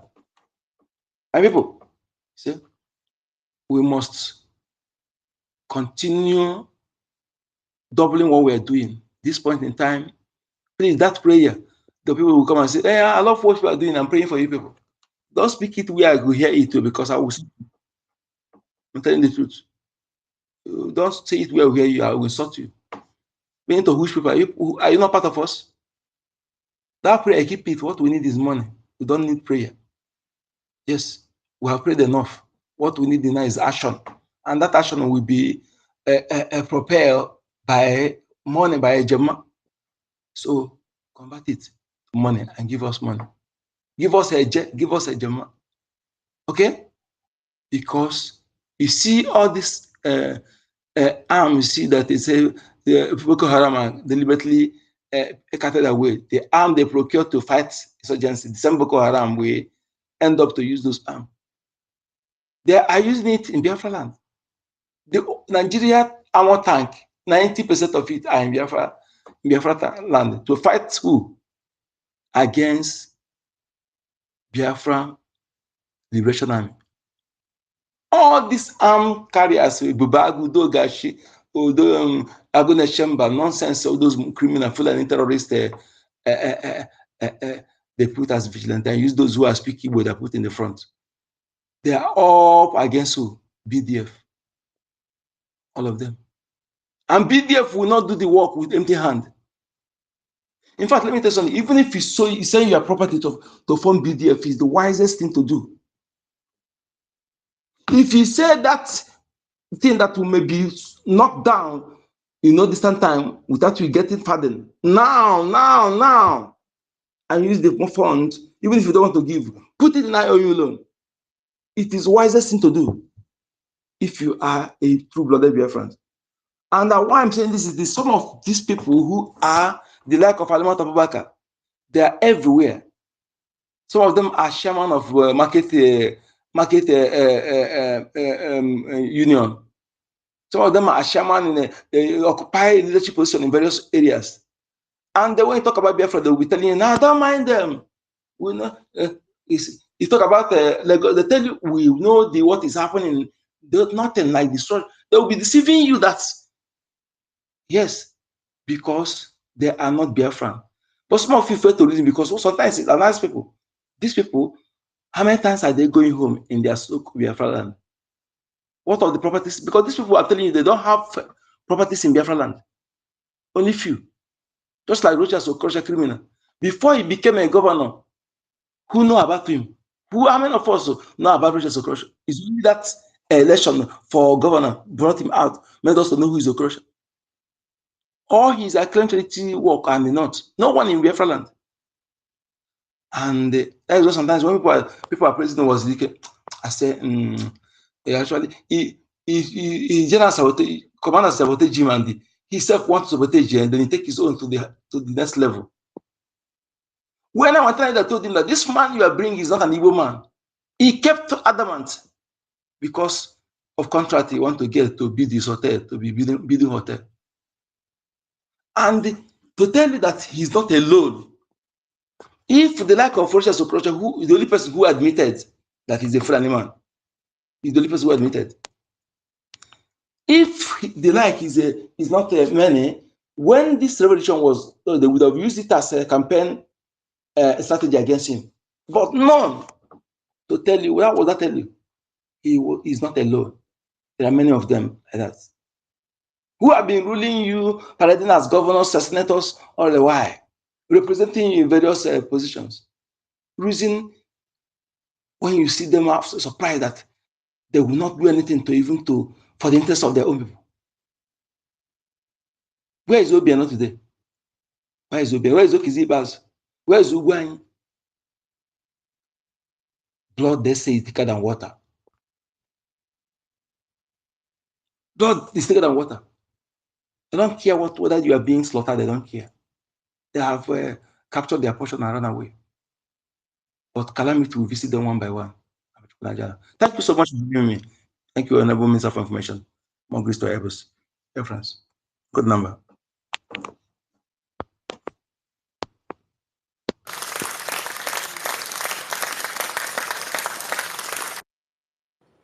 Thank you.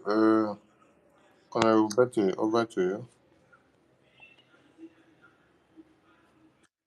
Thank you. Thank you, my minister, the great man. I thank every Biafran that is here, especially my leader, Mazen Namde Kano. I will never forget him.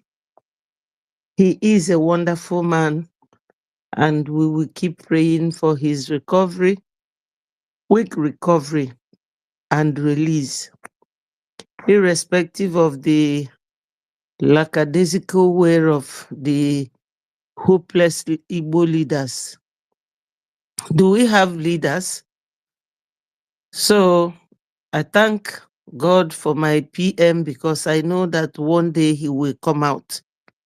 No matter what the enemies do.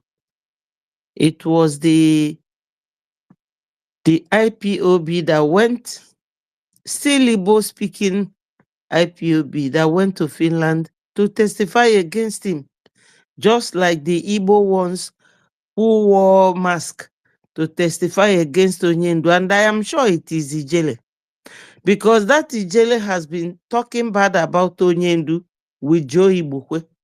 So I thank God for them. Thank God for my APM who is leading us now. I pray that God will continue to direct him so that the enemies will see what they do not expect from our APM. I thank all the cabinet ministers who have been giving him the support that he needs, the encouragement, because when you are doing something very difficult, you'll be looking behind to see if there's anybody supporting you. And if that support is not coming, you will lose hope. Now, my people, according to this title that says Igbo leader sold Mazen Nnamdi Kanu out. Yes, it was only today that I got convinced that Ngozi Orabu Fulani is a real Fulani person after hearing our daddy BMO. That Ngozi was born in Medugri, taken to her place where they lived. When she was 12, they left Anambra and went back to where is this place? These people that was Jigawa. All these people, all these Fulanis, they work together, they behave alike. Somebody was saying in my program today that Europe is the problem of the world, just like Fulani is the problem of Africa. But the most shameful thing is that our Igbo people, we are all like the ethnic group. They have Fulani, Hausa, they have Yoruba, they have Igbo. We are all 40 United States. But the Igbo speaking Biafrans who are in Nigeria politics, I don't know what is wrong with all of them, but they will see. They will all see. It all started from our leader, our supreme leader, Ojukwu. It started from there. When Ojukwu used his father's money to start to fight Gowon, because Gowon started the war with the rest of Nigerians against us. They went to Aburi, they agreed on what to do. When they came back, Gowon changed. A Christian, always fighting for Fulani. These Fulanis, my people, by now we should know that this is how they act. Anybody that is going to do what? Sabotage what we are doing from now. We scatter that person. I'm telling you, because we've had enough.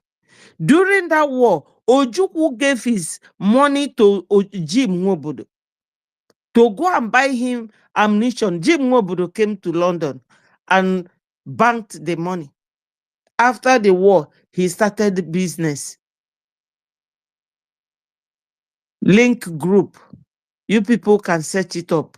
He started that business, enter into politics. And Jim Nwobodo They said is a Fulani man that is his father. Do I know how many Igbos that are born by Fulanis? You know, Jim Wobodo betrayed Ojukwu. So many of them, actually all of them, they were all betraying him one by one. Who stood by him? It was his brother from Aqua Cross called Philip Effiong. That was the man who stood by him. I don't know what is wrong with our people. I don't know. Now, I know him one-to-one with his brother Joe Nwodo. I know two of them. When I was working in Lagos, me and them, we were very good friends. We were doing what was sisters and brothers. Nnea came out and said that he will be a saboteur.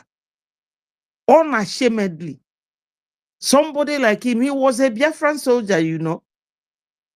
Now, all of them, Ken and Namani, all of them, they are all betraying. None of them is talking about Biafra. During the time of Obasanjo, was it not this Ali Nonyema who said, who was the go-between between the Avengers, those boys from Iguacha and the government? Why can't this our governors come out and say, government, come, let's talk with these people? But they were the ones who prescribed us. David Umahi, Ugwani, Ifeanyi Ugwani, Willie Obiano, Okezie Ikpeazu, Wike, all of them were the ones that came and prescribed IPOB. There was Onyendu's video that I used this morning. Onyendu said that all these things were in the charter, in African charter. PM was the one interviewing him in that video, 2nd of February 2021. That very year he was abducted. And he was saying that the thing that surprised him is that all these governors, they claim that they are educated, but they will not go to the constitution to hear what constitution said about people who want to self-defend themselves, self-defense, association of whatever, to be on your own, to be free. If you want to live a nation, there's a rule. There's nothing we did out of, out of the rule of law. Everything was in accordance with the rule of law. He said it. And I was just wondering how you can be a governor. You don't have a personal assistant or secretary that will be able to go and search for certain things and tell you that this thing is right or wrong. And you will rush to go and prescribe your people. Why Fulanis who came from Futajelon will be the ones protecting their terrorist group? Look at that guy, like tiny rat in blue dress, using a magazine, gun magazine, round his waist. And all those things there are bullets to kill human beings. People who didn't do anything to you. Because these people can't get to our BDF because they are huge men and they know what they are doing. They were trained as opposed to these terrorists in uniform. But they will just unleash the mayhem on innocent civilians. And we're here talking. All the governors, they are fighting to eliminate their own brothers for the interest of the Fulanis, for Ruga. Onyendu said it in that interview that instead of that Ruga will come to Biafra land, all of us will die. They will never get Ruga in our land. Never. It will never happen. The unfortunate thing is that the few of us who are now contributing this money, everybody shouldn't look weak or tired or discouraged. We will do it. If our forefathers could fight in during 1940 something and 1920 something to wage war against these Fulanis, my people, is it now that we cannot do it. When Okokondem was the only man during the war. But now we are many in media. Everything is here now at our own disposal. It is left for us. We cannot be looking at these old fools. All these, I am a People's Club member. Is it not all these governors?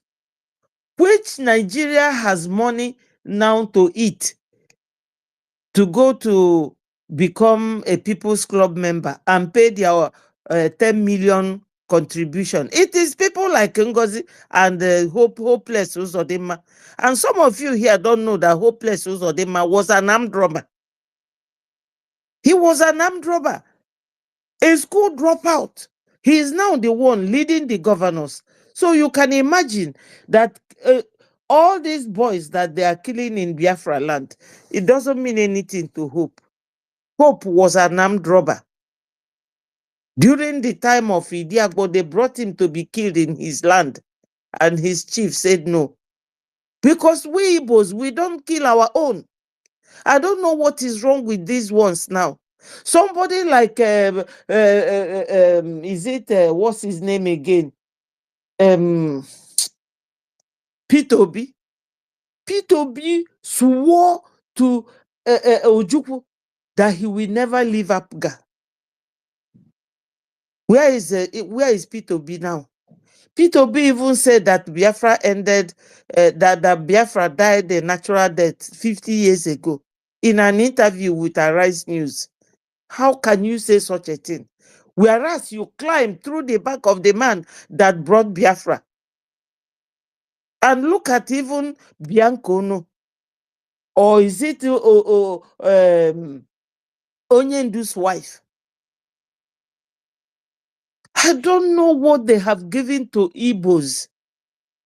Look, our forefathers in 1803 drowned themselves in Georgia in an ocean that they will not be slaves. And these people tell us to our faces that we are their slaves. Fulani, you go abroad, you will be walking like that slave. You come back home, you are a slave. My people, it's not true. It cannot happen. Even if it is one age, bring it. Let us work hard. That's the only way we are going to free ourselves. You know, there's division of labor. These men fighting for us, they are not the ones that we go and lobby for our recognition. And we can never be Biafrans without being recognized. And how do you do it? It is a Jema or a J. It's always good. I always say it on my program because some of our people don't understand. They will tell you, oh, and that was what this CRC, that was the excuse he had. One of them told me, Betty, don't you know what Ogekere is doing? He's paying all the money to the lobbyists, ignoring the men on ground. And when that CRC left, Remigius reported that they said that they won't give the BDF any money because they get money from somewhere. We all heard it.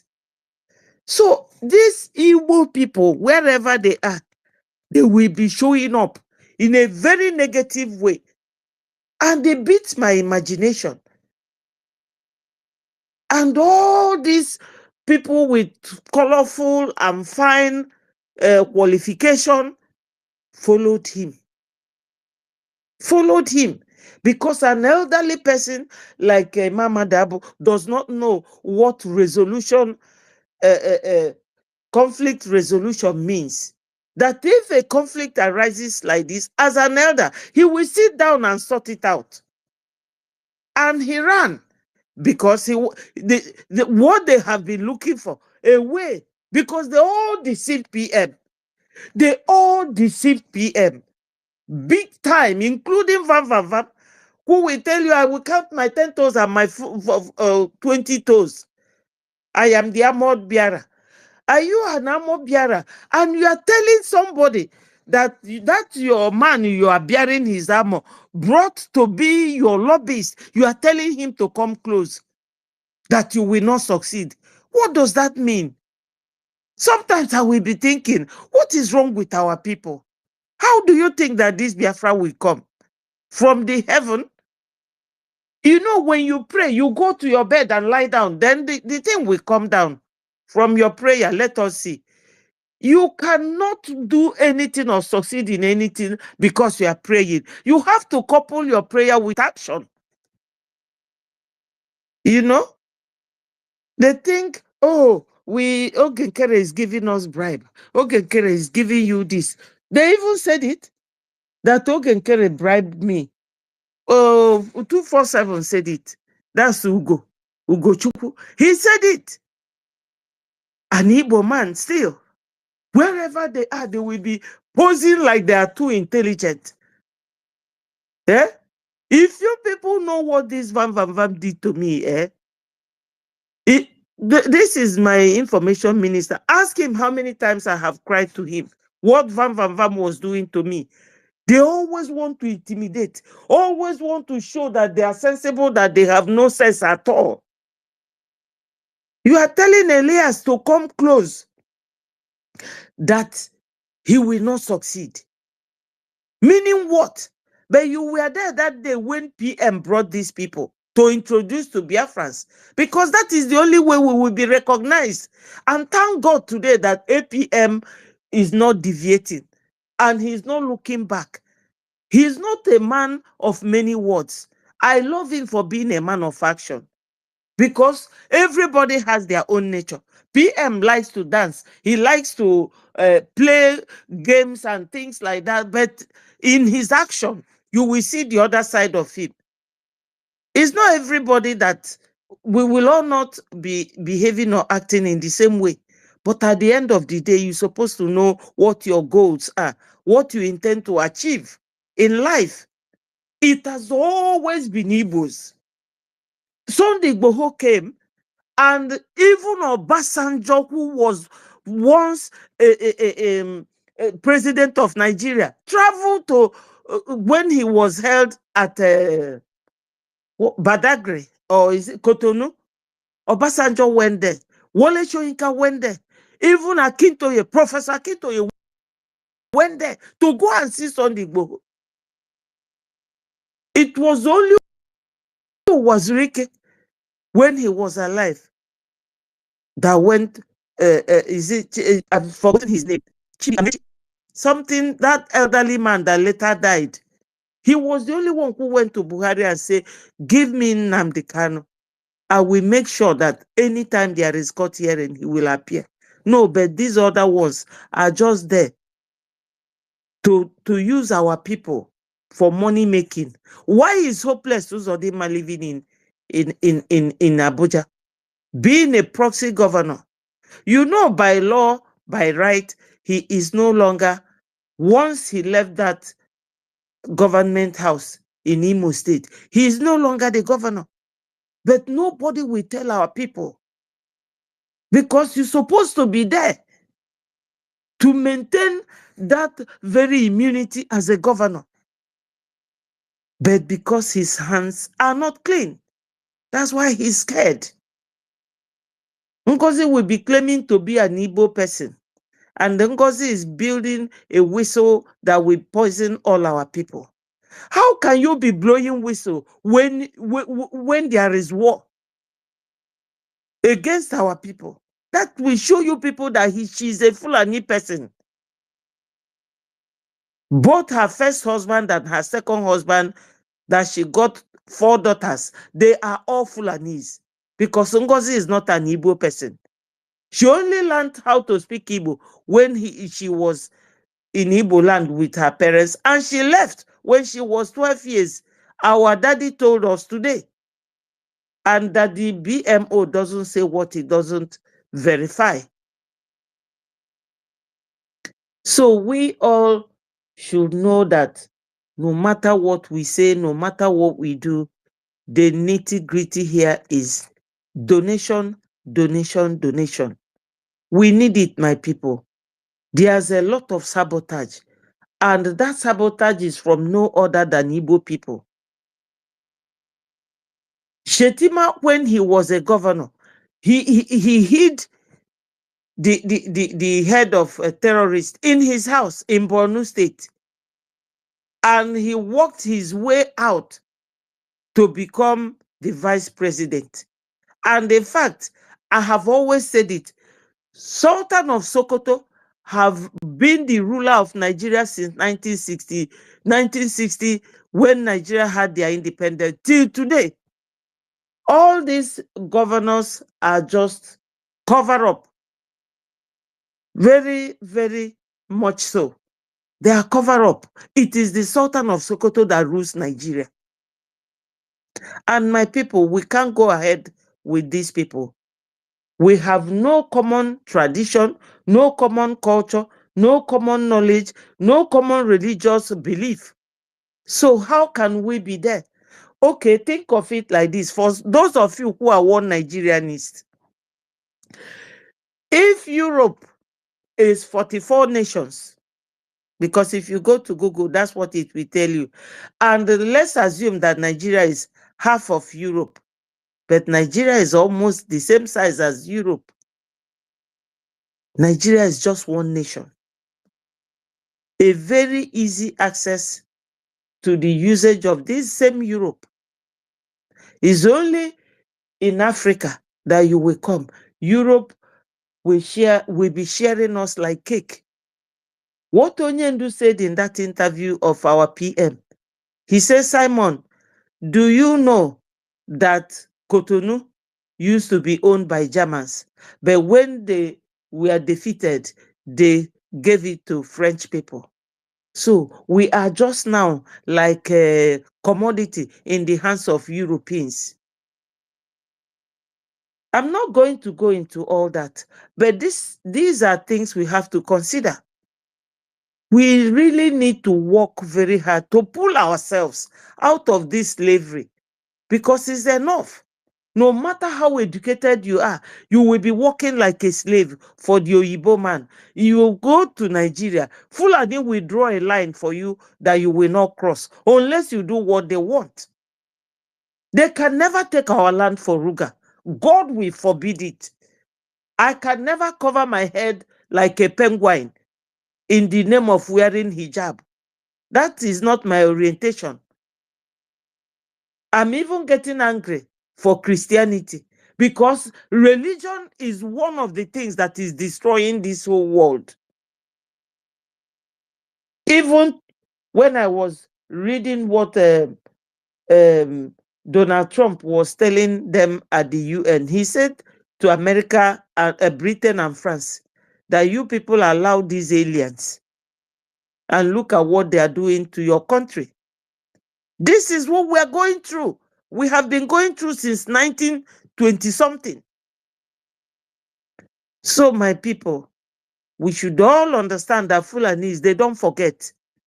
Their father Osman Danfodio told them what to do since 18 something. Till tomorrow, they haven't forgotten. Plus Asari Dokubo, who is there training his own soldiers with ammunition. No Igbo person have the balls to go and challenge him. He even boasted that his forefathers sold us, and that if not for Britain, he will still be selling us. But that he will continue to kill us. Is there all on the internet. So I don't know why Igbo people are the ones killing our people. When they say Igbo is killing Igbo, I admitted it, because all these governors are Igbos. All the governors are Igbos killing us for Fulanis. Whereas all the time, they are terrorists. Gumi will tell you that you shouldn't call them terrorists, that you will upset them. And nobody, no mainstream media in Nigeria calls them terrorists. They will call bandits. And you all know that by way of definition, the banditry and the terrorism, they are not the same. But they are evil people acting in evil way. This is the only thing they use in putting fears in our people. We are the only tribe or only clan that challenges them. and they will never take our land. Impossible. It will not happen. Even if we don't have that ammunition, the moment they get to our land will swallow them. Because we see them when they are coming in, but we don't see them when they are going. I will yield my mic here, but before I yield, I am telling Igbo governors, stop all these things you are doing. See what Benue did to us during the war. When our people were running from the north, coming back, they will buy them at Benue and Plateau. See today, the repercussion. Nemesis is real. Oh. Karma is real. It is real. Whatever you do today, you will reap it tomorrow. You people betrayed Ojukwu. You people betrayed Wazirike. You people betrayed Onyendu. Betrayed our PM. Now you are fighting Ogenkere. Ogenkere didn't do anything to anybody. We know that this is how you people are. Igbo the betrayers. That's how your people are. Anybody that is around you. Betty, I'm sorry. Yes. I'm sorry. I don't mean to cut you, but I've been hearing it, and I don't really like it. The way you are referring to Igbo, I don't like it. I'm an Igbo man. You have to like it. Just a second. I'm sorry. Just a second to have a conversation with you, right? You are an Igbo woman, a very hardworking Igbo woman for the restoration of Biafra. Now, your last statement here is Igbo people the betrayer. You think it's just you and I who are working hard to restore Biafra that are listening to you? It is not just you and I who are working hard see to the restore title. Biafra. See this title. Is it wrong or right? Are they not the ones that sold Onyendu? Are they not the ones that sold Onyendu? Are they not the same people that went to Finland and testified against PM? I'm trying to make it a conversation with you so that it doesn't, just so that you can see where I'm coming from. No. And so that we can have a sync. Yeah, I know that is not Okay, all go Igbos. ahead. Let me It's all right. Go ahead then. break it down for you. It's not all Igbos that are bad. No, It's not you don't need to break it. You don't need to break it down for me. Just go ahead. When you're done, I'll speak. Go ahead. okay. Yes, a majority of the things happening is our people. Majority of the people that are betraying are Igbos. Igbo speaking Biafrans. Well, you can look at anybody putting thumbs down like Onyekachi is doing now. We look at the title. I wonder why two of you now confronting me did not say anything about the title of the program. And it's true. I know it's not all Igbos that are betraying, but majority of Igbos are the betrayers. Are they not ashamed of themselves? They should be ashamed of themselves because we sell our own. Fulani don't sell their own. So lashing out at me does not change anything. It does not. P2B is an Igbo man. Jim Nwobodo, an Igbo man. Ifanyuba is an Igbo man. So why are you getting upset about it? You don't have to. So I will stop here. Since a majority of you don't like what I'm saying, you should clean off this title and go home and change those people from what they are doing. How many people did David Umahi kill in Ebonyi State? How many?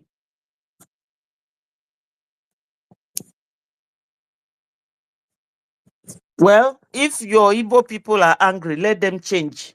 They should change. I'm an Igbo mother, and I am not happy about the way they are killing our people. They should stop. Now, the other day, they just killed a Gentle's senior brother. What did that guy do? because he's defending the land. Anyway, my minister, Sonny, thank you so much for giving me the opportunity. Let them carry on. They are the ones who are pulling us back. Fulanis that came from Futajalon are there protecting their brothers. Ijele, who said if Onyendu come out, that they will kill him. The same thing with Urago. Are they not Igbo boys? So what are you saying? I really don't care. I don't care. Thank you, my minister. And thank you, everybody.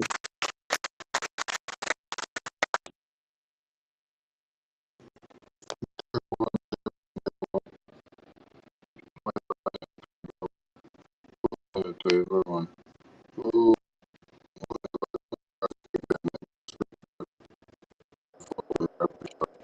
Mazi Sani, I'd like to address something, please.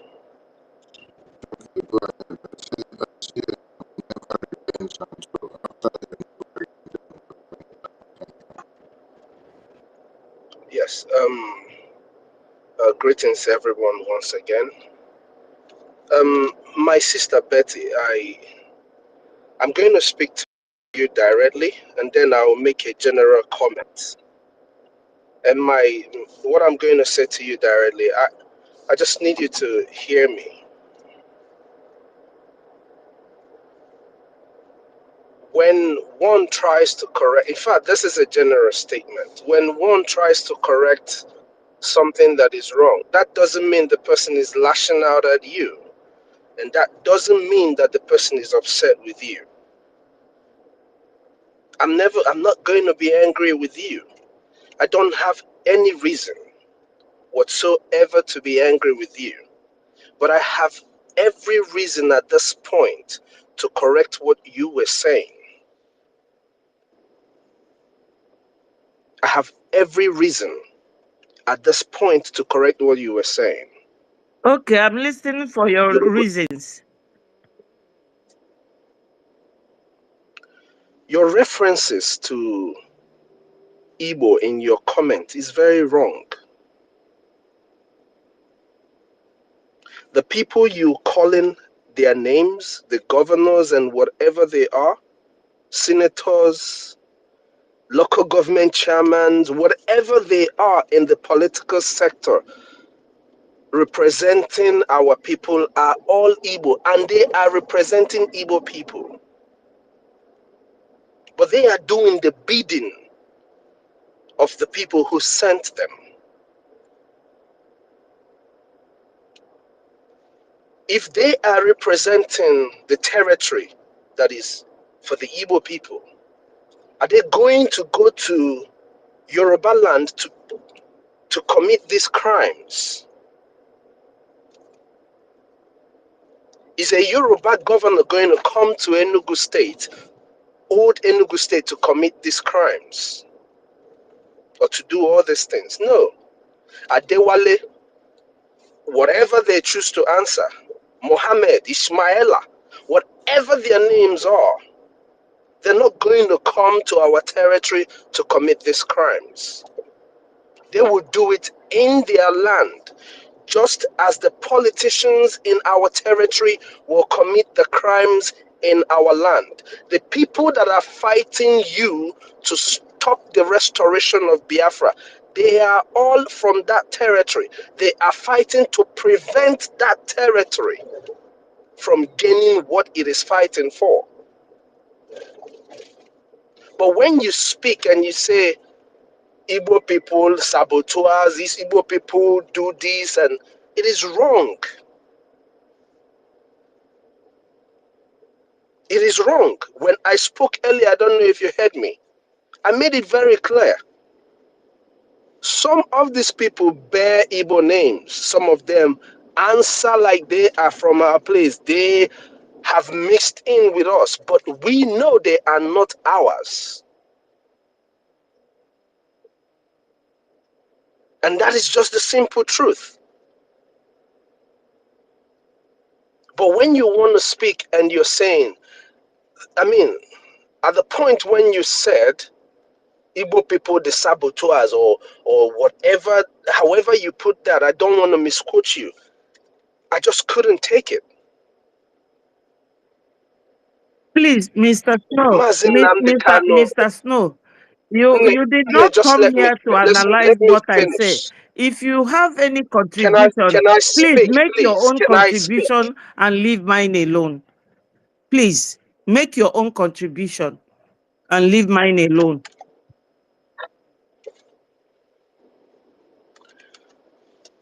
Please, I wouldn't like you to interrupt me again, please. I beg you in the name of anything that you worship, But you in the name interrupted of me anything, first. in the name of anything that you serve, I am begging you not to interrupt me. Let me finish saying what I'm saying.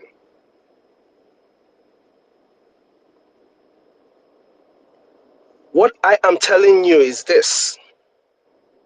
In this very media space where you're speaking right now, you are not the only person that is listening. It's not just Igbo people that are listening. It's not just our people who are fighting for our freedom that are listening. That's what I'm trying to get you to understand. What I am trying to make you understand is that what you're speaking, you're telling the rest of the world, and you are building dirt on the name of our people. And that's not okay. There is no way at all anybody's going to prove that that's okay. That's what I'm trying to get you to understand. I don't have a problem with your opinion. I know the people who are perpetrating and committing the crimes. You think you know Nyanwodo more than me? I know all these people who are doing this. But what I am saying is when anybody is in this media space, that is a bringing media space, do not spit on the names of our people the way you just did. I am saying this to every other person who is going to be picking the mic in any space where I am. If you don't see me there, you can do it. If I hear it, if I have the opportunity, I'm going to shut the person down. That is what I am saying. I do not have a single problem with what your submission is. It is your point, it is your submission, and you have every right to make your submission the way you want it.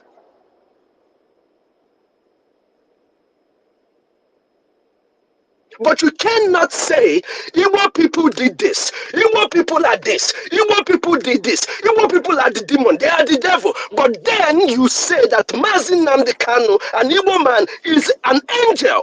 Make that make sense to me. You know the names of the people you want to call. Why don't you address them by their names? Is it better now that I'm raising my voice? Is this the way it is better to get this correction for me to raise my voice? Is that better?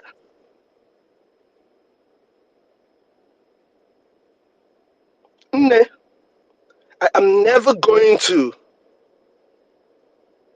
the way you said it, I'm not going to come and start trying to talk down on anything you say in the media. But it is my job too to make sure and correct when there is need to do that. Where there is a problem is when there is a correction and somebody doesn't want to take the correction.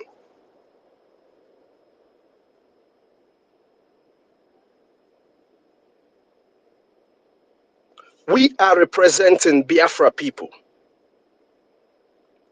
We are representing Igbo people.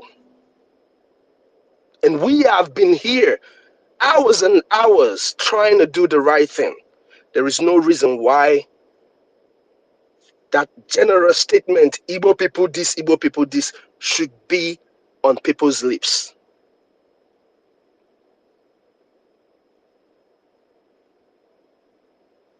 Now you want to count Ngozi as Igbo people. You want to count all these evil governors who have been massacring our people as Igbo people instead of addressing them by who they are. Because that was not the reason why I raised my hand in the first place. But please, everyone, I'm sorry I had to raise my voice.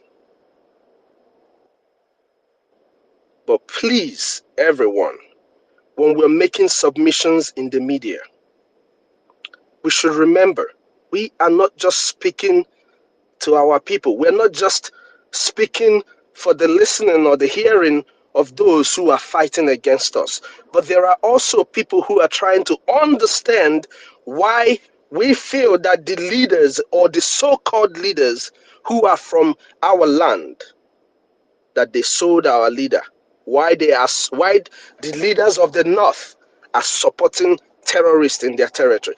There are people who want to see why we feel that way, and those people could be here. That's all I am saying. Now, to the reason why I raised my hands, please, I want to ndị be anyị nọ na Lagos na Ugwu Hausa. There is a serious plan to revisit the kind of burning of homes that you experienced during Peter Obi's election. I want to advise each and every one of our people in Lagos and in the north. You can take part in the IOU loan too. The IOU loan is not for people in diaspora alone. It is for every Biafran who has the means. If you are back home and you want to take part in the IOU loan, please reach out to me. We can make it in such a way, we plan your payment arrangement, and you will get to the goal of the IOU loan you want to be a part of. But that is a better way for you to save your money, so that when the land is okay, you will have enough resources, enough funds to go back into that business that you love doing. Please, everyone who is listening, ndị be anyị nọ na Lagos, ndị be anyị nọ n'Ugwu Hausa, na Kano State, na Abuja, remember what Shetima said. Remember what Shetima said. They are about to fulfill all of what you heard in that interview. Because join us in the IOU loan. It is very, very important. Oboro Sunday nọ na diaspora na-eme IOU loan. Onye ọbụla nwere opportunity itinye aka na IOU loan. Just imagine that your beautiful shop that you will be opening once Biafra is fully restored, that there is a certificate showing that even while you were at home struggling, that you participated in the IOU loan. Think about it and give us a call. Let us arrange a payment pattern for you to get to the goal you want to reach in your IOU loan. Thank you, everyone, and good night.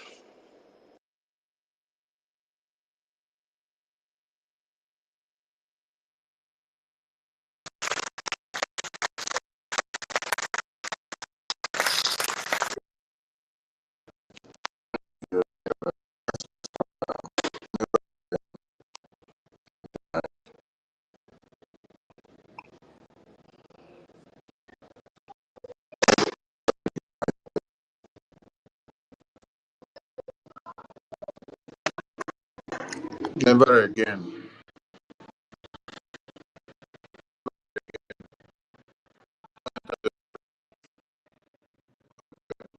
So we have no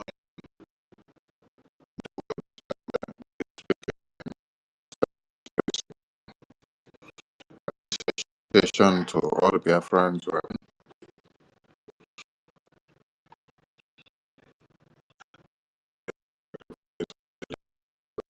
from Biafra a reality.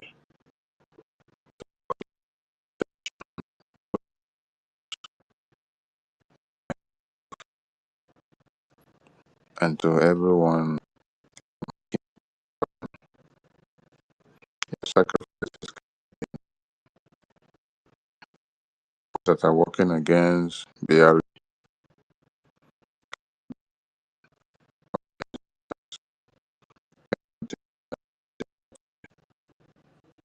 cannot demean.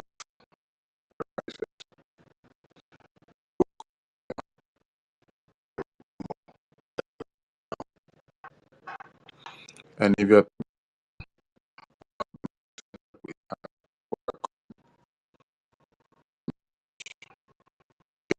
in this Biafra restoration, you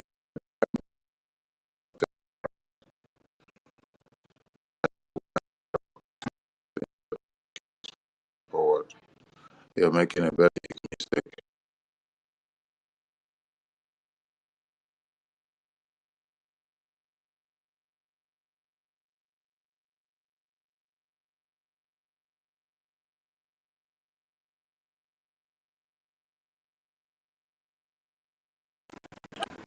So there's no room for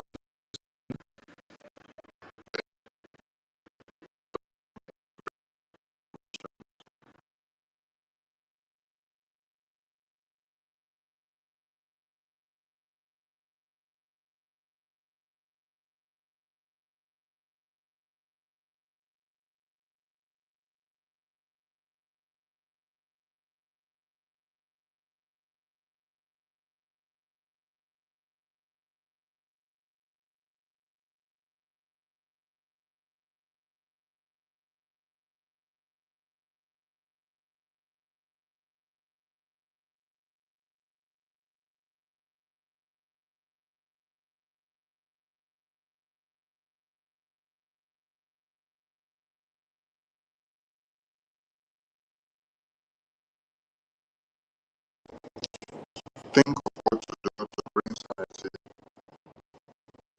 to Algeria. Think of what to do and support the people. They don't engage in things that are efforts because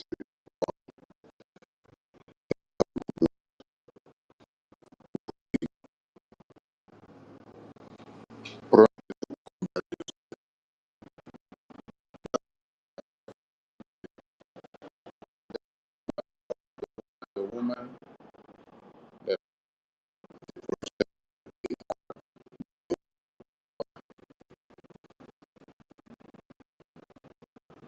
I want the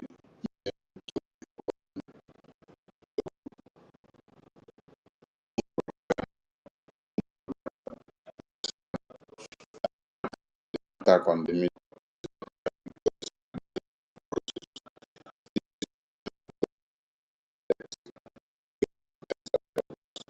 of us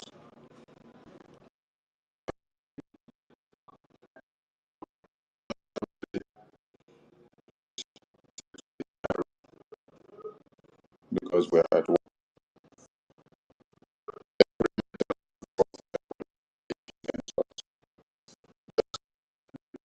You see all that have been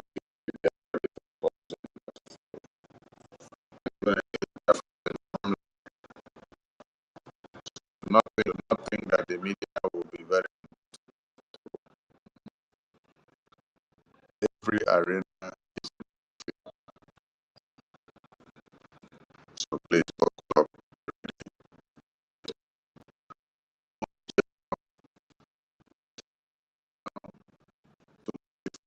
forward with the Gemma.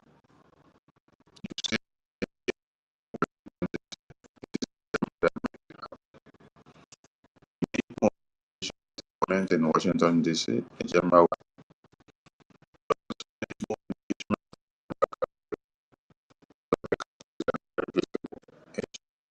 will happen.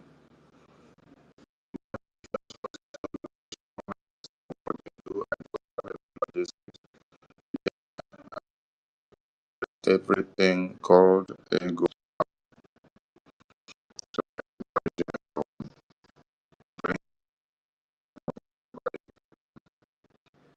because we are at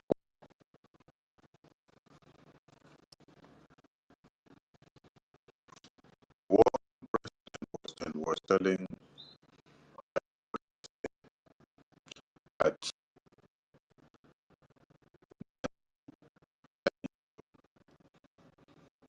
all dependent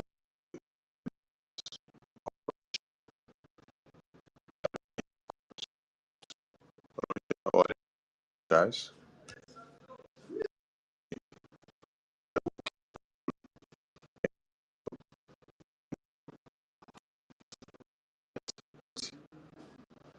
This they are fighting, and then they want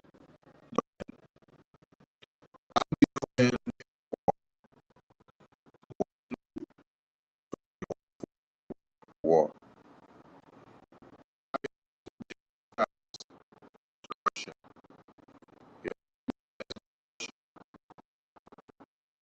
You cannot survive and sustain without.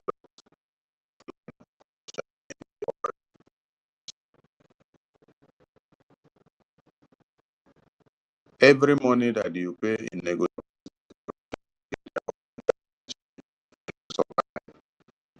money that is being used to buy that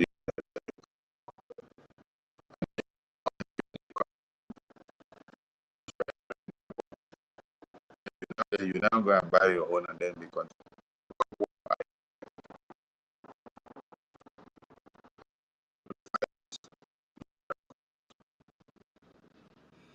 you see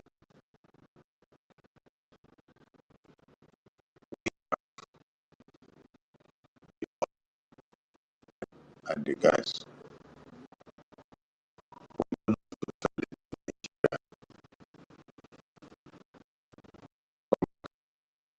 getting into Nigeria.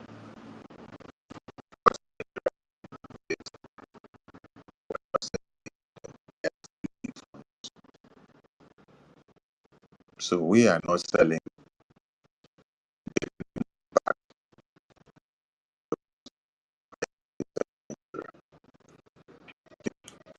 what Nigeria is doing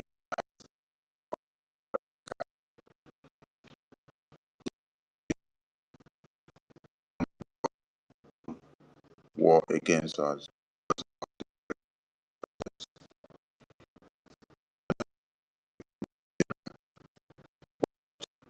exchanging goods and services.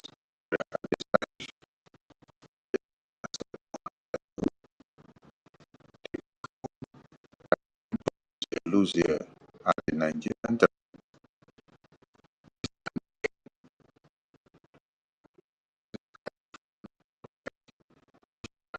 and Europe and NATO.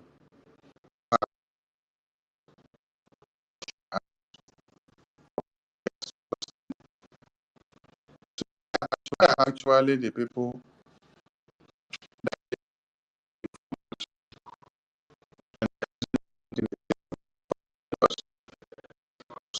So fighting to get it back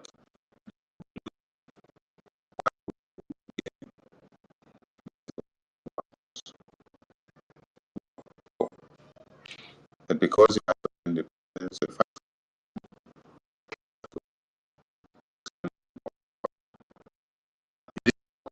for land.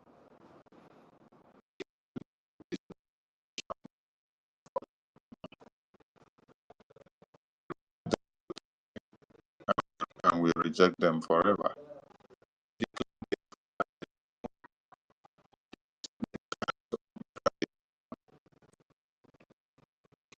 We challenge Shetima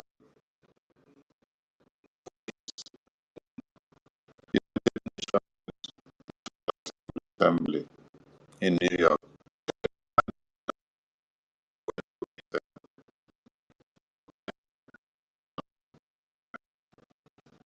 Alex Tabb, Finland president,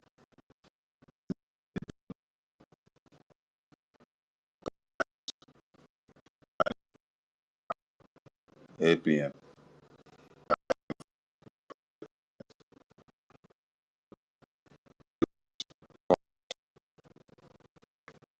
got the Congress covered.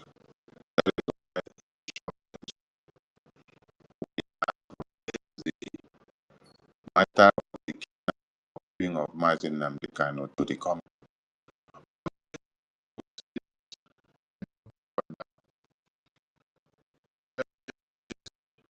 Igbo elders that of the government house. It's the games that they have to play. That's why we ask them for years. We these elders for the past 4 years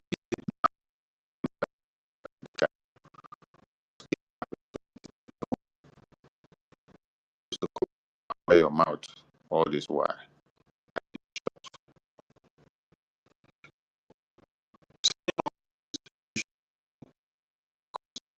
The testimony that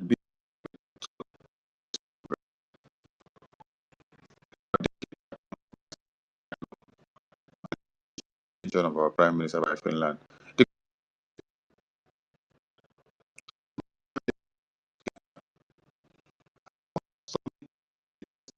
testimony of petition to the US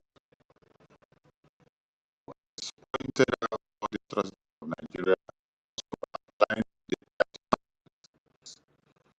is only BR.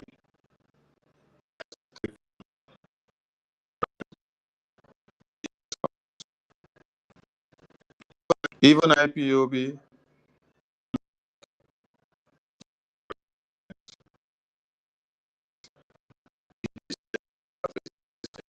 is 2012.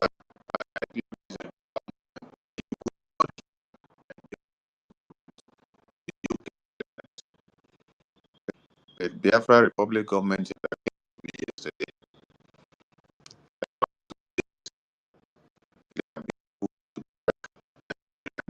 terrorist government to the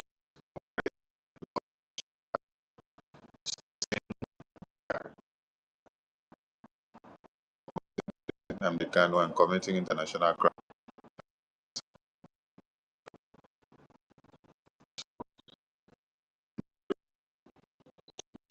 from showing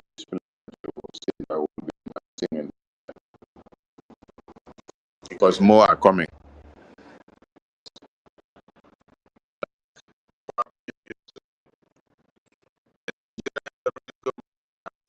Crying now.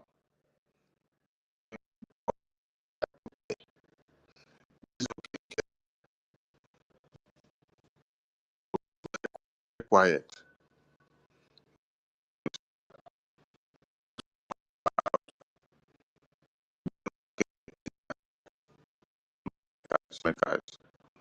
Every night. Again,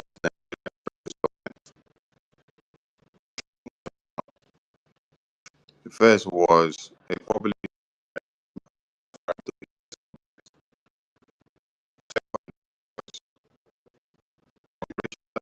testimony.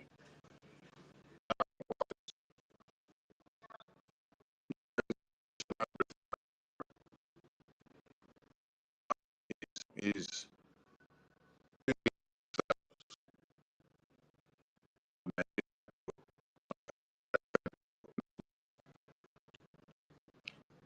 they are crying.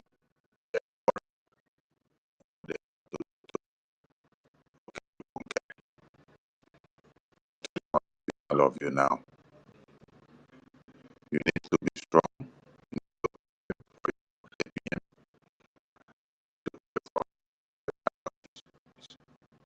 And we need more money.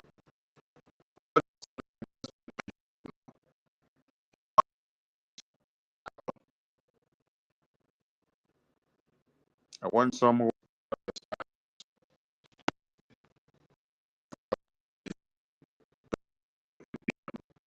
to explain something towards the general.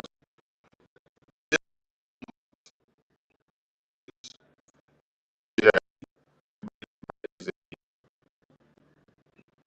some Congress. 0 to 1 month after Congress,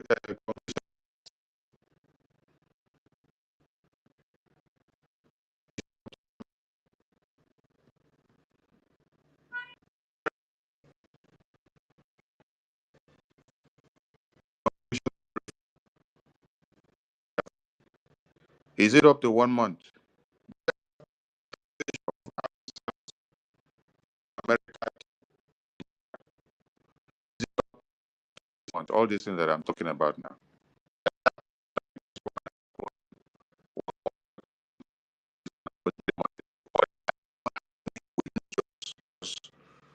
1 month.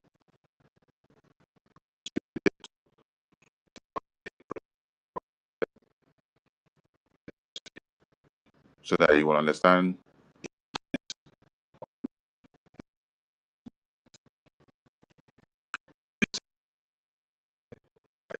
8 p.m. carry back.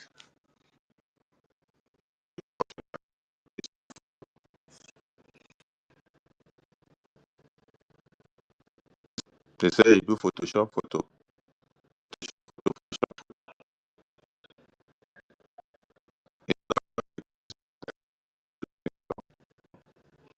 These are people that they are failed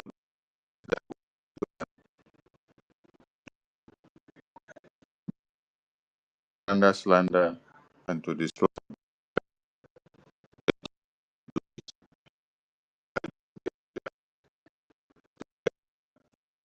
audience.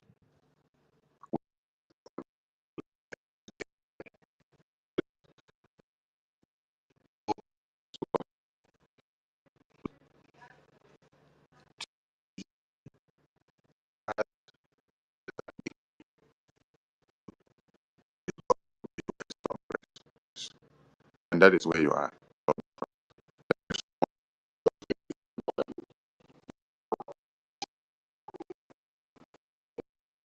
There will.